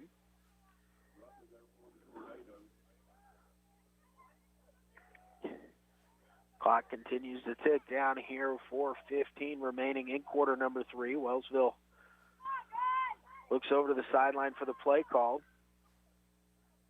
Now it'll be Connor Thompson running it in to the Eagle huddle.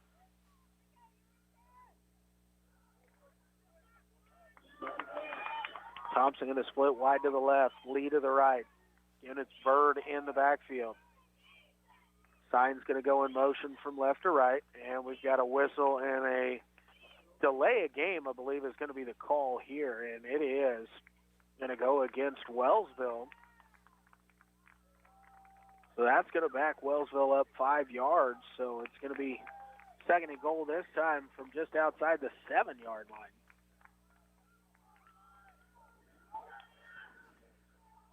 Wellsville took a little bit too much time getting that play in and out of the huddle. Time going quickly as the play clock gets started now. Don't have a play clock here, so it is the back judge in charge of that. Single receiver split way wide is A. Kearney. Inside's going to go in motion from left to right. Snap is back. The give is going to be to Bird, right side. Wyatt Bird is powering forward, and it looks like he's going to be marked just short of the end zone, but it is going to be third down and goal from inside of 1 yard. Wyatt Bird, a tough run there, just unable to get it across the orange goal line. So it is 3rd down and goal from the 1. And Wellsville avoiding a penalty here. Got a couple chances knocking on the door to try and retake this lead. And it's Bird in the backfield. McCarty under center. Snap is back. McCarty's going to keep it himself. Going to push on the right side, and he is in. Dylan McCarty, 1-yard touchdown run for the Eagles to retake the lead. 3 minutes and 7 seconds after the game tied back up. It is McCarty in from 1 yard out.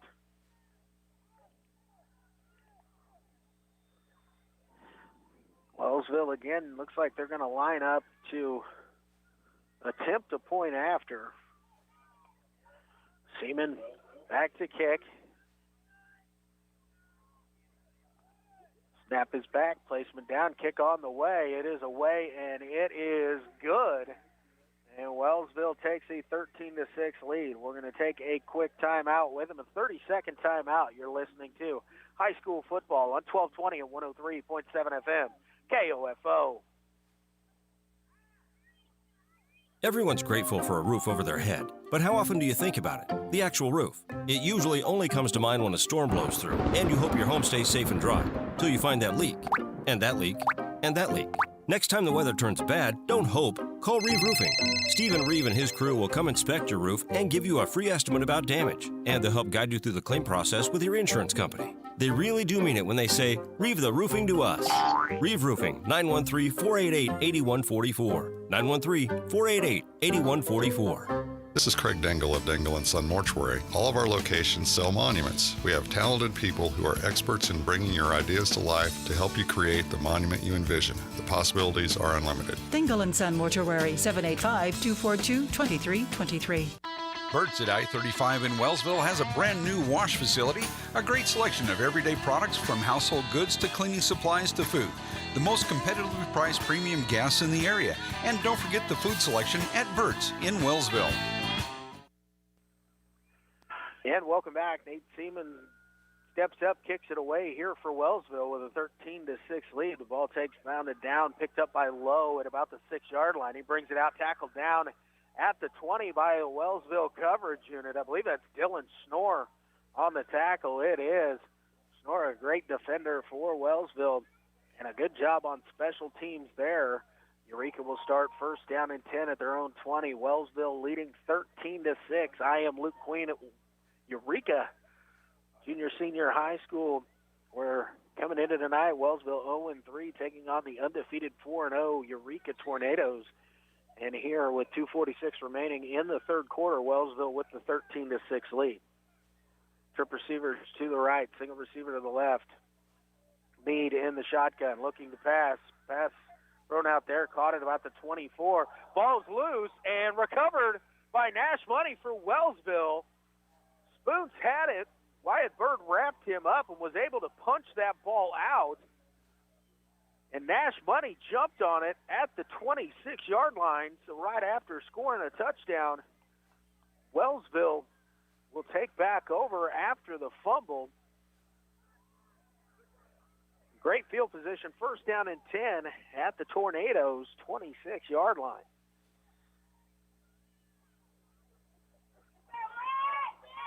Dylan McCarty comes in with the play. Brings it in, and Wellsville breaks huddle. Twin receivers going to split wide to the left. Single receiver split wide to the right. Jacob Lee, shotgun formation. Handoff is to Nash Money. He's going to try to get to the outside. Not much there. Now he spins back, breaks out of the first tackle into the secondary. 10, 5, spinning down, tackled down. Great run there by Nash Money, who was wrapped up at about the 25, able to spin out of the tackle and make a couple men miss as he's got Wellsville set up first down and goal.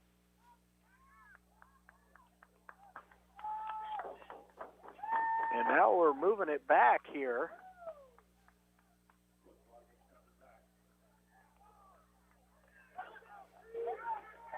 And we had a holding call again here on Wellsville, and that's going to back them up to the 31-yard line.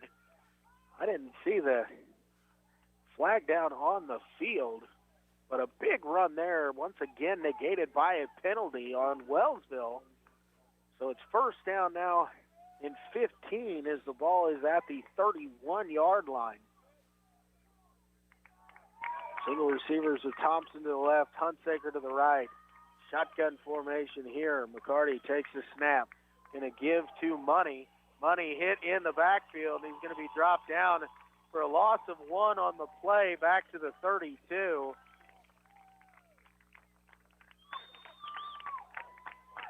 So it's second down now and 16 as the ball will be actually back to the 32. Also, after a big, nice run there by Nash Money, but negated by the penalty where they would have had first and goal at the 5. Now it's second and 16 back at the 37. Twin receivers each side. McCarty shotgun, takes the snap. And we've got a whistle and a flag coming in, and it's going to be a procedure penalty, false start here on Wellsville. So back them up 5 more yards. It's going to be second down now and 21 as the ball will be moved out to the 42-yard line. Again, this has been our theme of the first half. Wellsville, too many penalties. Well, it's the 37-yard line. Got to get it down to the 16. I believe I said the 11 earlier. Look across there. He is at the 16-yard line for sure. Single receivers, wide each side. Signs in motion left to right. McCarty under center, takes a snap, pitches back to Money. Money cuts it up, nothing there. Ball came out. There's a battle for it, but we've got a whistle, and I believe they're going to call Money down prior to that fumble. Back to the line of scrimmage, so now it is third down and 21. Again, the ball still at the 37-yard line. The situation here, Wellsville picks up some yardage. It'd be a very long field goal attempt, or probably more along the lines of 4-down territory here for the Eagles. If they can get positive yards. If not, they might try to pooch kick down short. Twin receivers right, single receiver left. They give the Money. Going to go over the middle. It's Carney, and he's got it inside the 20 down at the 15-yard line. And that's going to be very close depending on the spot. And they're going to give it to him at the 15. That's enough. 22 yards on third and 21, and Wellsville's got another first down at the 15-yard line. Nice passing catch there from McCarty to Carney. Get Wellsville back inside the red zone here with first and 10. Got under 60 seconds to play here in quarter number 3. Hunsaker wide to the right. Thompson wide to the left. McCarty back under center with Money behind him in the backfield. Snap to McCarty. Given to Money. Money going to try the right side. He's down to about the 10-yard line, so a gain of 5 there on first and 10. And that's going to be second and 5. See if Wellsville tries to run another play here. 25 seconds remaining in the third quarter. Wellsville going to be going into the breeze in the fourth quarter. Have a 7-point lead now. But they're down at the 10. They need 5 yards for the first down. 10 seconds remaining here in the third quarter. Wellsville breaks the huddle. Looks like they will try to get another play in before the end of the third.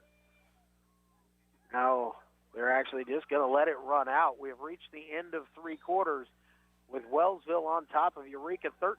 We're going to take a 60-second timeout. We'll be back from here at Eureka Junior Senior High School. I am Luke Queen, KOFO Sports.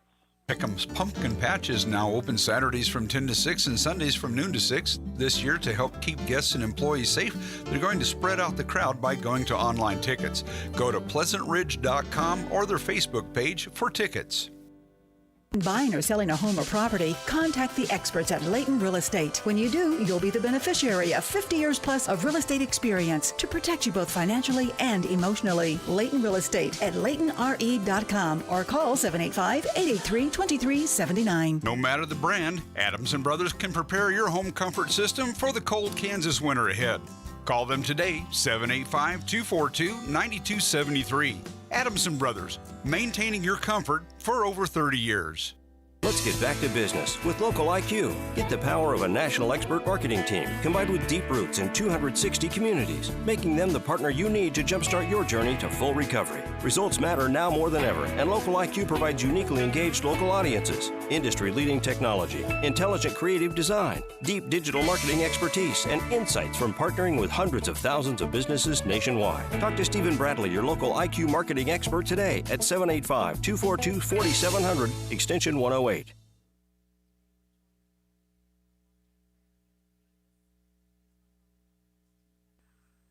We're back to action here. Nash Money takes it up the middle. He's driving in. It's a touchdown. We do have a flag here along the near side. This near official has been throwing flags in for holding on a regular basis this evening.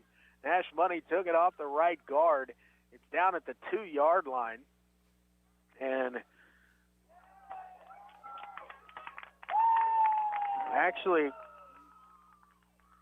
it looked like an infraction there on Wellsville, quite possibly a push. The 5-yard penalty there, procedure penalty, so it's going to push it back out to the 8-yard line as it happened down at the 3. So it's still second down here for Wellsville, who can get a first down. It's about 4 yards, 3.5, 4 yards for the first down.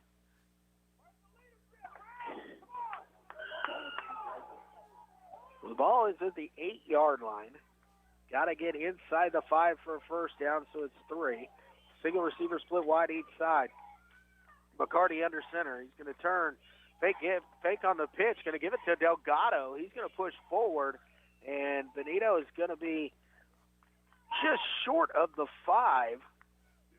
But it'll be third down and short, or they might even take another measurement at this. We came back as play was getting going. This is Luke Queen at Eureka High School, where Wellsville has a 13-6 lead. We have just opened up play here in quarter number 4. Wellsville looking to get their first victory of the season. It is going to be third down and short. It couldn't be more than a foot or so. Receiver's going to split out. McCarty going to go under center. He's going to take the snap, going to give it to Wyatt Bird. Bird pushing forward. He's going to be tackled down at about the 2-yard line, maybe stopped at the 3, but that's going to be enough for the first down. So first down and goal here.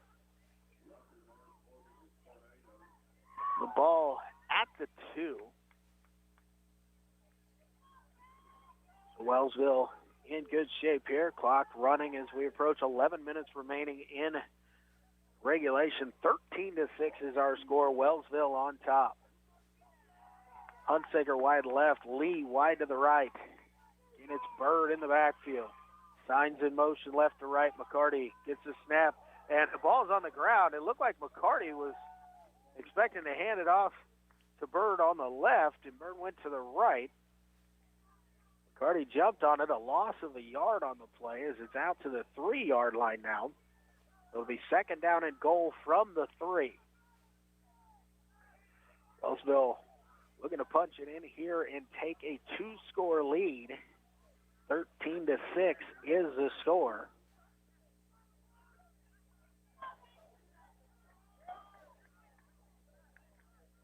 Wellsville breaks the huddle.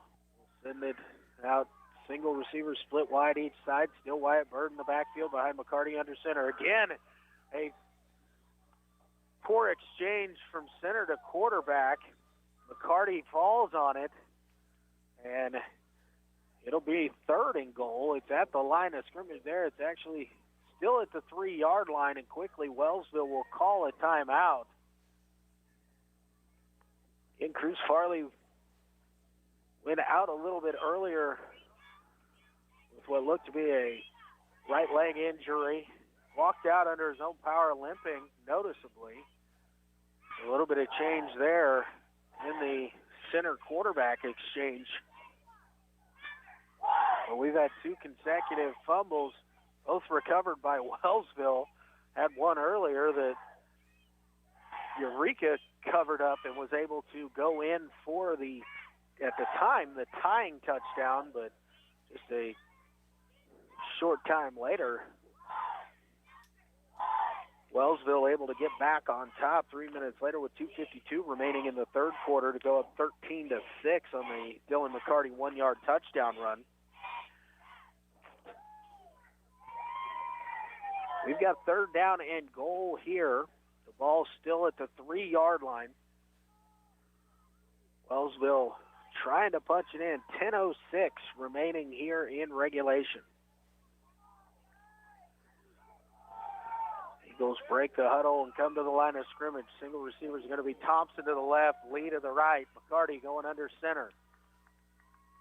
Signs in motion left to right. Snap is back. The give is to Bird. Not much there. He's going to fall forward in second effort, and he's going to get in. Wyatt Bird, 4-yard touchdown run.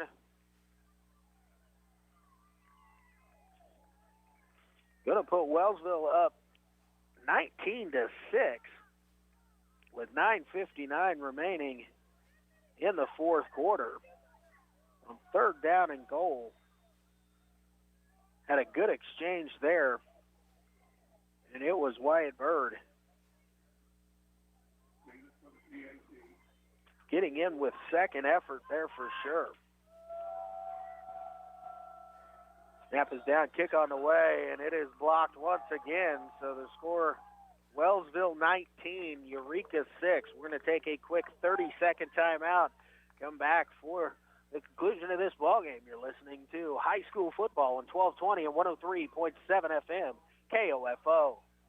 What is radon?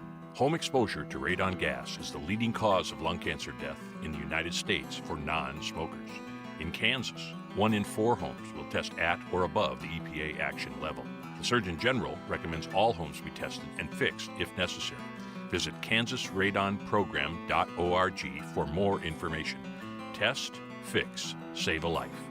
This message brought to you by the Kansas Radon Program, the Kansas Association of Broadcasters, and this station. And back here at Eureka Junior Senior High School, Luke Queen with you is 9:59 remaining in the fourth quarter. Wellsville on top of Eureka, 19-6. Wellsville still looking for their first win of the year, 0-3 on the season. Eureka coming in 4-0 and averaging 47 points a ballgame, but the Wellsville defense has really put the clamps down on the Tornadoes here. Has only given up 6 points, and it was on a short 19-yard drive for the touchdown. So Nate Seaman is going to kick it away here for the Eagles. Back deep is Brennan Lowe for the Tornadoes. Seaman kicking into the breeze here. Low line drive kick pushed over to the left. It could possibly roll dead. It is stopped at the 10. Lowe will pick it up, and he'll be tackled down almost immediately as he's hit down at the 14-yard line.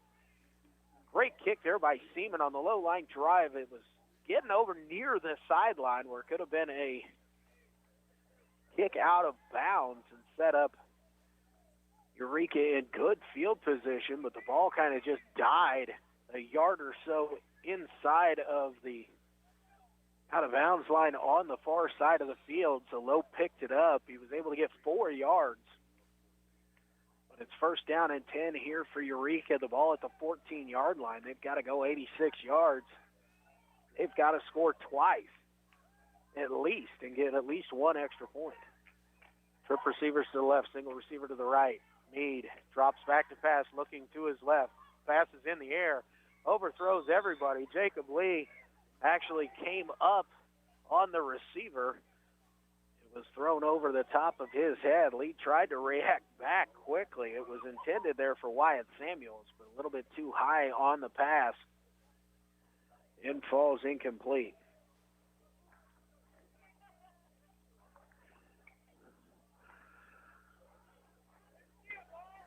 This time, Eureka will come out with twin receivers on each side. He stays in the shotgun. He's going to roll to his left. He's in a little bit of trouble there, chased by Signs, and he'll be dragged down, but Signs is going to get flagged there for, I believe it's going to be a horse collar tackle. It was back inside the 10 at the 9-yard line. It was going to be a loss of about 6. It's a personal foul, horse collar tackle there. So the 15 yards and an automatic first down there. It's going to step this off out to about the 24-yard line. Signs reached out trying to grab a hold of anything. Got a lot of jersey, but was up where the nameplate would be if high schoolers had nameplates on the back of their uniforms. And that is up in that horse collar area. And it was definitely called there. So first down at 10, the ball at the 24-yard line. Trip receiver is going to go to the right. Single receiver short side left. Meade in the shotgun, low to his right. Meade rolling out, thrown, hit as he throws, and Spoon's unable to make the catch. Meade tried to go deep there looking for Spoons once again, but the pass kind of sailed a little bit wide of the intended target. Spoons would have had to make a tough catch on that one. So it's second down and 10. Ball still at the 24-yard line. Meade has tried to go up top a few times. Able to connect once to Samuels down the seam, but when he's tried to go wide, it has just been a little bit too much overthrown. Again, it is trips to the right, single receiver short side left. Snap is back, looking to his left, now throwing over the middle, and the pass is incomplete as it was off the fingertips of Samuels. Carney was there. And we've got a flag back at the quarterback, and it is roughing the passer once again here on Wellsville. So 2 personal foul penalties on Wellsville are kind of letting Eureka have some life here. Ball will move out to the 39-yard line. Wellsville has got to do a better job as they push that pressure back there. If Meade has released the ball to not lower the boom in. First down at 10 with the ball at the 39. Trip receivers still to the right. Single receiver short side to the left. Meade looks to his right. He's going to go up top, try to hit it, and throws the coverage there. Again, it was Connor Thompson in coverage for Wellsville. Spoons was on the fly down the right side, the far split wide receiver in that trip set.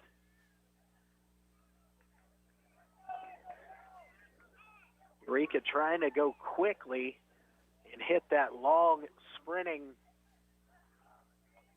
receiver down that right side. See if they can get one back quick. Trailing by 13.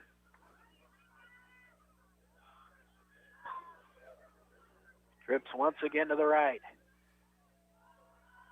Meade takes the snap, and we've got a whistle, and it looks like we're going to have procedure here against Eureka, going to back them up 5.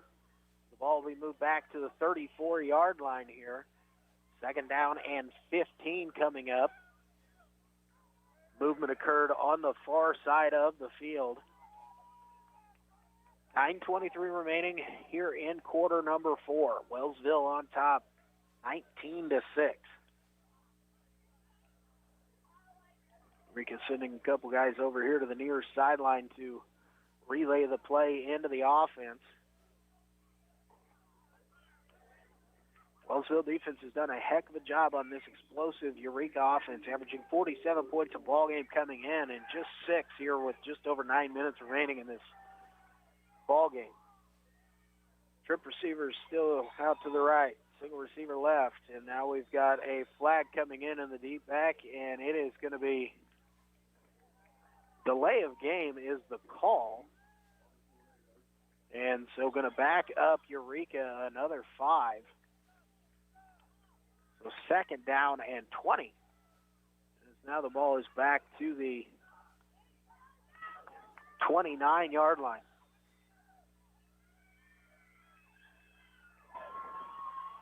Meade dropping back, looks kind of a bubble screen out to Spoons, but he's got nothing there as Wellsville will usher him out of bounds, maybe back to the line of scrimmage at the 29. They're actually going to mark it 2 yards short back to the 27. So it's third down and very long here. Got to get the ball to the 49-yard line as the flag on the far side of the field is just short of the 49.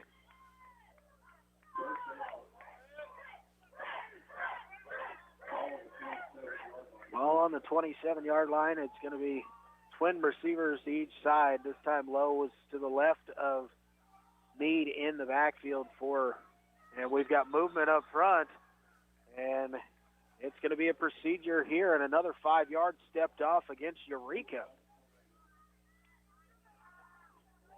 We've had a lot of penalties here this evening on both sides. Wellsville had more laundry out on the field in the first half, but here on this drive, a couple Wellsville penalties, and now Eureka has kicked themselves in the foot. So all down at the 23, got to get it out. It's a little dump to Lowe in the flat, tries a stiff arm on Signs, and he's dragged down at the 22. Nice play there by David Signs.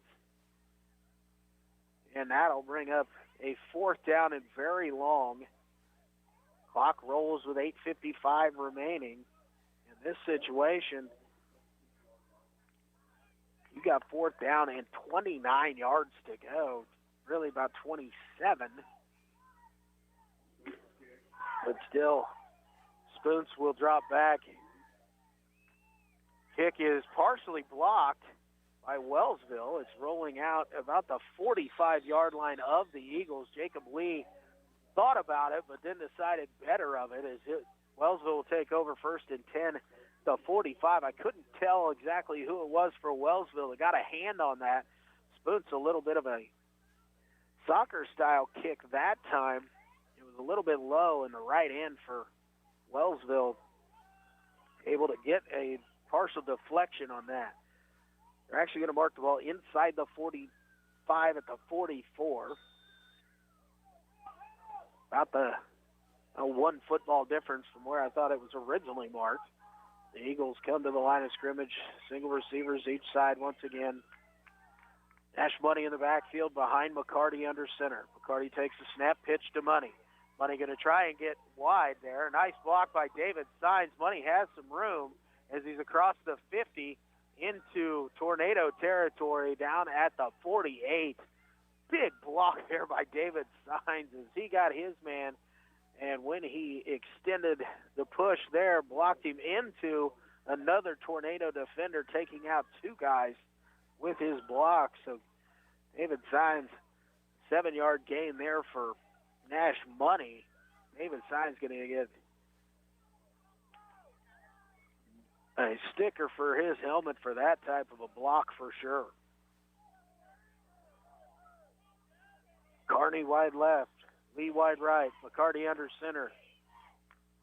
A little inside give to Unsaker. He's wrapped up. He's going to get a yard, maybe two, and be just short of the line to gain. The ball will be marked at the 46. Got to get across the 46-yard line.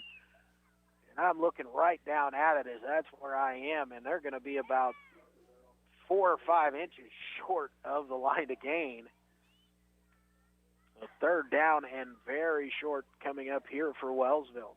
We'll see if it's just a sneak or if they're going to turn and give it as Wyatt Bird has come into the backfield. Bird is kind of the short yardage guy, but that was Hunsaker. It was Money in the backfield. McCarty under center. He's going to turn and give it to Money. Money's going to bounce at the outside. He's got a little room as he's inside the 45, knocked out at the 41-yard line. That's good for the Eagle first down. So first down and 10 at the 41. Money looked like he was going to go off left guard, then saw it open up to the outside, bounced it out wide, got 5 when he only needed about 6 inches.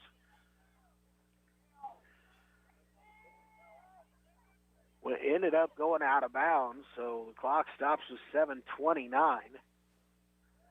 Wellsville first down and 10 here, the ball at the 41. Carty takes the snap, and inside give us to Signs, who breaks the tackle. Now he's into the secondary. He's at the 20, 15, and tackled down at the 12-yard line. That inside counter handoff, it looked like McCarty was being wrapped up before he had the chance to hand it off, but David Signs took the handoff and then exploded through the middle and popped it to the right side. It'll actually be marked down just inside the 13-yard line. So first down and 10, Wellsville can get a first down without a touchdown here.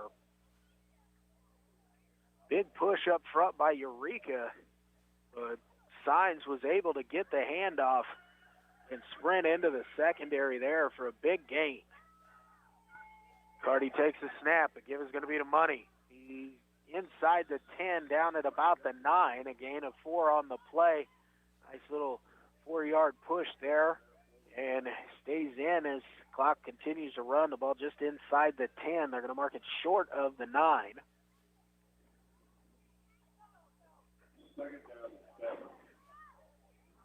Second down and 7. Got to get the ball down to the 3-yard line for the first down. Time Thompson wide to the right. Carney wide to the left.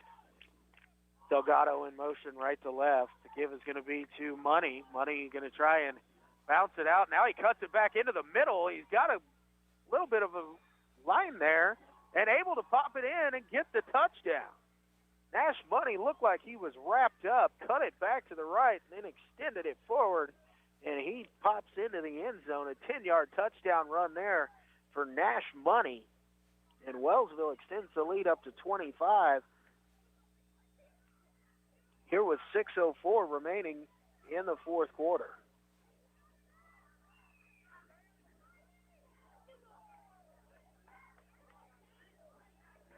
Second down and 7. Money takes it in, his second touchdown run, this time from 10 yards out. Wellsville lining up this time for 2. They're going to send trips to the right, single receiver to the left. McCarty going to pass it. Short pass intended there for Lee is knocked away.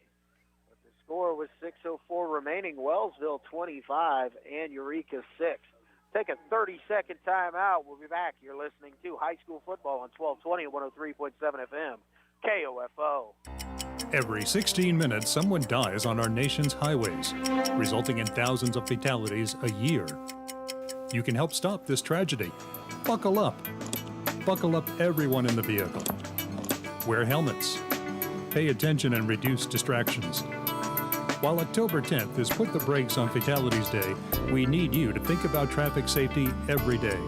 Don't let time run out. Brought to you by the Kansas Department of Transportation and this station.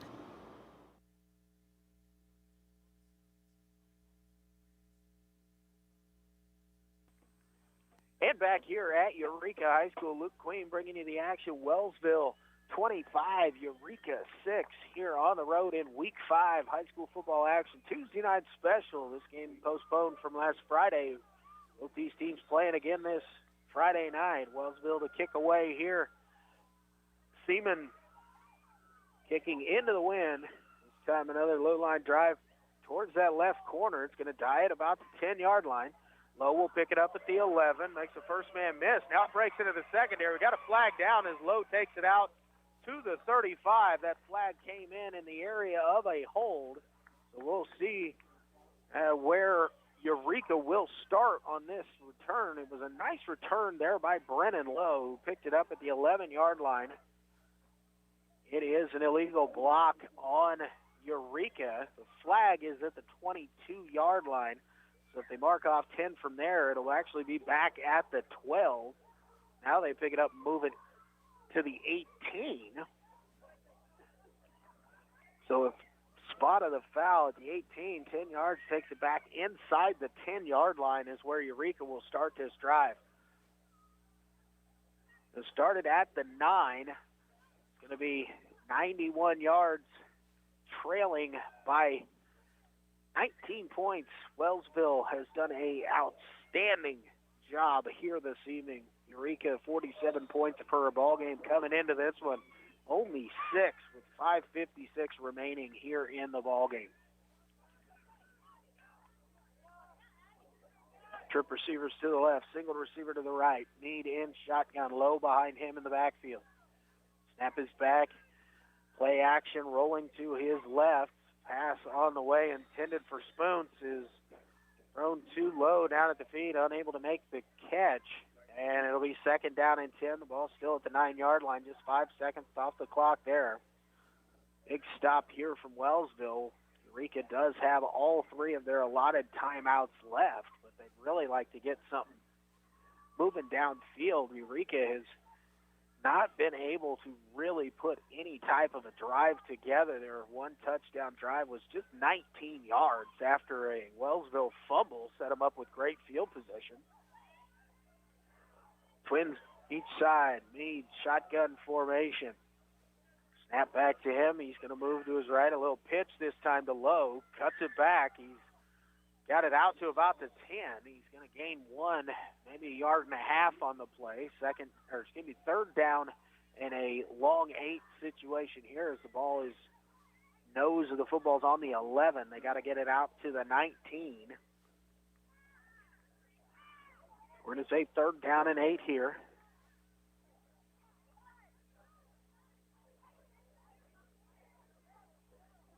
As the clock continues to run here with 5:15 remaining in the ball game,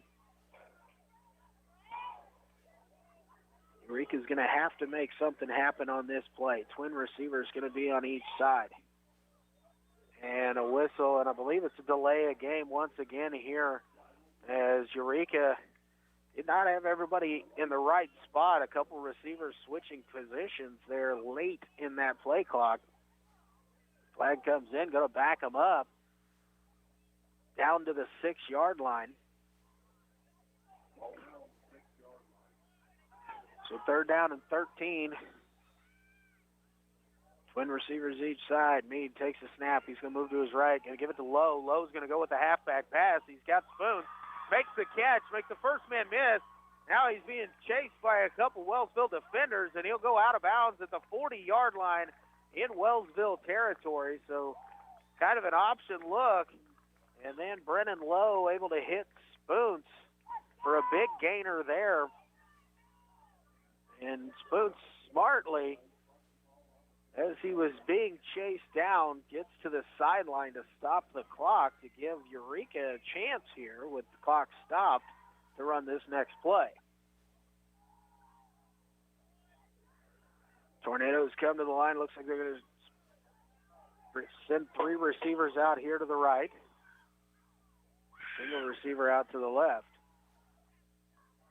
Meade drops back. He's under pressure. Throw his way, and it is caught, I believe, there. Nice play out here by Wyatt Samuels. He caught it going to ground.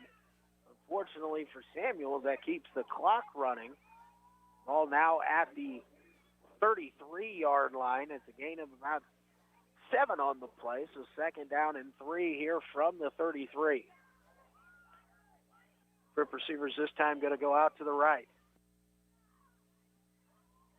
Snap is back. Meade rolling to his right. He's going to go for the end zone, and he overshoots his intended target, Spoons, who was, again, going on that straight fly pattern. And the pass just falls incomplete as Meade's pass overshot its intended target by a good 6-8 yards on that one. Spoons has been able to get somewhat free on that fly route. It's just they have been unable to connect. So it is 3rd down and 3 with the ball at the 33-yard line. Twin receivers each side here for Eureka. Meade takes a snap, quick hitch. And intercepted here, Aiden Carney. And he cuts it back at the 50. He's running into open space, 40, 35. He's being chased there by Meade and tackled inside the 30 at the 28-yard line. Aiden Carney read that. Little hitch route as Eureka was trying to just get the first down yardage, stepped in front of that pass for the interception. Good return at Wellsville with 3:52 remaining as first down and 10, and the ball at the Tornado 26-yard line is where they're going to spot Kearney down at. Great defensive play there by Aiden Kearney, and we'll see Wellsville going to send out the second unit here. This situation, if they've got the 19-point lead with under 4 minutes remaining here in the ballgame, and we've got a whistle, and I believe a timeout's going to be called here by Eureka. We'll take part of it with them, a 30-second timeout. You're listening to high school football on 1220, 103.7 FM, KOFO. This is Casey Brady, Director of Communications for Franklin County with Coronavirus Guidance. If you must be out for essential functions or to get essential items, Dr. Bud Ransom, Public Health Officer, encourages the use of cloth masks. Masks are important to protect those around you. Think of it as, I am wearing my mask to protect you from my germs, and you are wearing your mask to protect me from your germs. Again, this is Casey Brady with Franklin County. Stay home, stay well, stay safe. And back here at Eureka Junior Senior High School, Luke Queen with you once again. 3 minutes and 52 seconds remaining here in this ball game. Wellsville on top 25-6 over the undefeated Tornadoes of Eureka. Also sitting in the second unit here as they've got first down and 10 at their own the Tornado 28-yard line. Snap is back and fumble snap. Wellsville's going to fall on it back at the 40-yard line, so a loss of about 14. And we've got a flag coming in here late, which usually indicates a personal foul, quite possibly. I'm looking for it is unsportsmanlike, and we'll see which direction they point. Unsportsmanlike is going to go against Eureka. So the 15 yards is going to actually move it back down to the 25-yard line, and that's going to put Wellsville first and 10 at the 25. So after a 14-yard loss, the penalty is actually going to get Wellsville a positive yard there. The dead ball foul. The clock continued to run for about 13 seconds there. It looks like the first unit's back in. McCarty under center, side's going to go in motion. And now we've got the whistle for ready to play. And now a flag coming in for procedure as they're going to pick up this flag because the movement happened prior to the ready for play. Wellsville out, single receivers wide each side, McCarty under center. Now signs will go in motion left to right. And the snap is back. They give to Money up the middle. He's going to get inside the 20, hit hard there, but he's going to fall forward down to about the 17-yard line.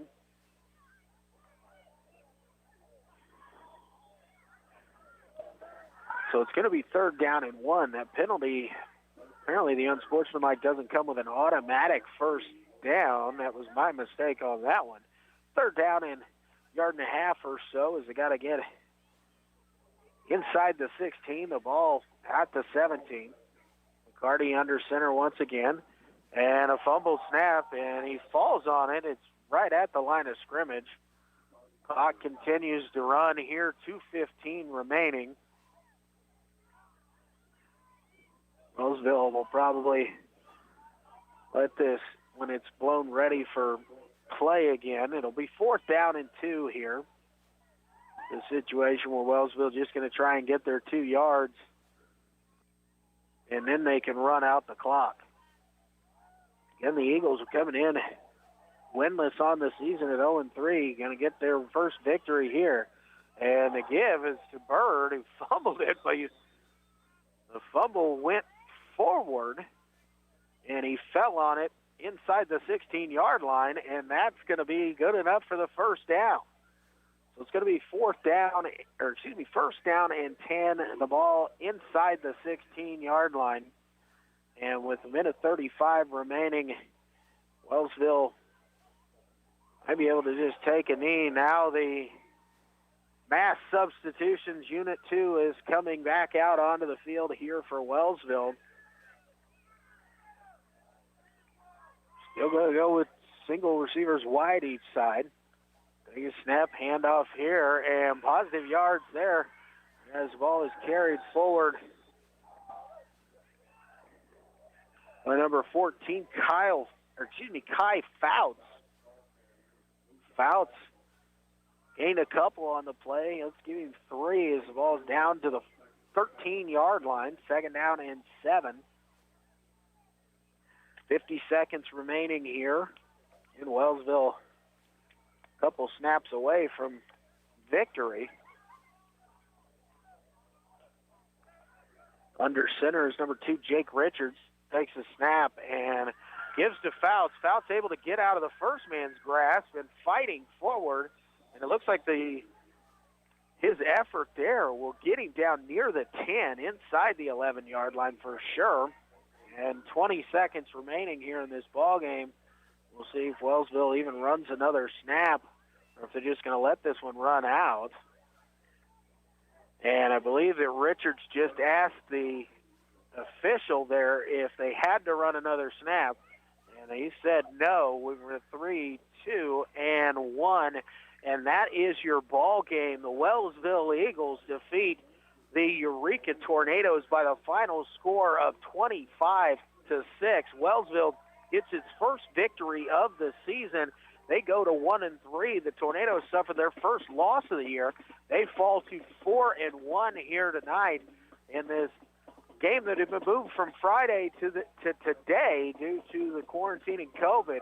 Wellsville comes away victorious 25-6. We're going to take a quick 60-second timeout. We'll come back and wrap it up from here at Eureka High School. I am Luke Queen, KOFO Sports. Kansans with disabilities and senior citizens are 3 times more likely to be crime victims. If you are a Kansas senior citizen or a Kansan with a disability and you are a crime victim, contact the Disability Rights Center of Kansas at 877-776-1541. We may be able to help you with your civil legal matter.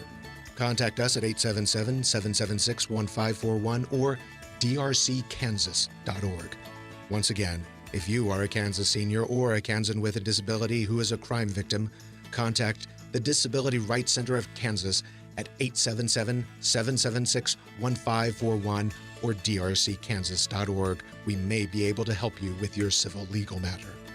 The content of this radio ad is sponsored by the Disability Rights Center of Kansas and this station. It is supported by a VOCA grant awarded through the Federal Office for Victims of Crime as administered by the Kansas Governor's Grants Program.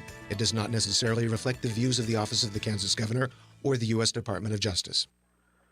And welcome back once again here to Eureka Junior Senior High School. Luke Queen with you this evening. Wellsville came down to Eureka to take on the 4-0 Eureka Tornadoes coming into the night. Wellsville looking for their first victory of the season, and they got it here this evening. Jacob Lee got things going. A big 79-yard kickoff return down to the Tornadoes 6 to open up things here tonight.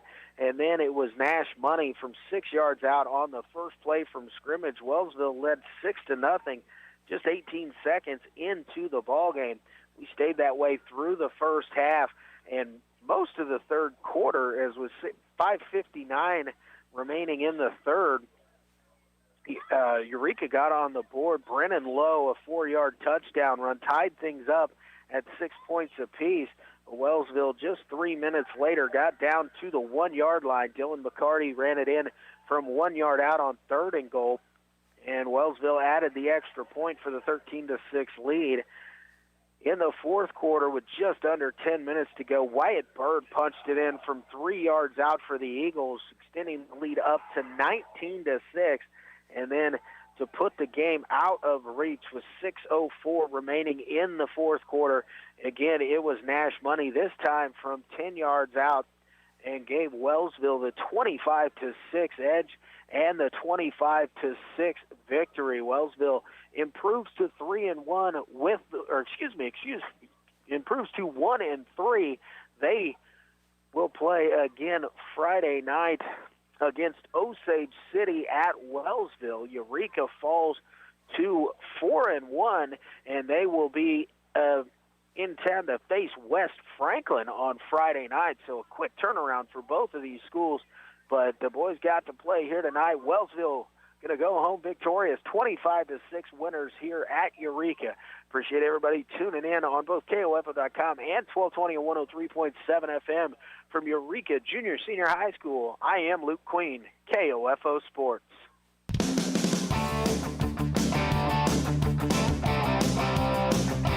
We hope you enjoyed this Game of the Week football broadcast on KOFO.com, 1220 and 103.7 FM. Brought to you by Quality Structures Incorporated, Dingle & Son Mortuary, Sutton's Jewelry, Advent Health Ottawa, and by Ottawa University, Kramer Pharmacy, Ottawa Recreation Commission, Lamb Roberts Price Funeral Home.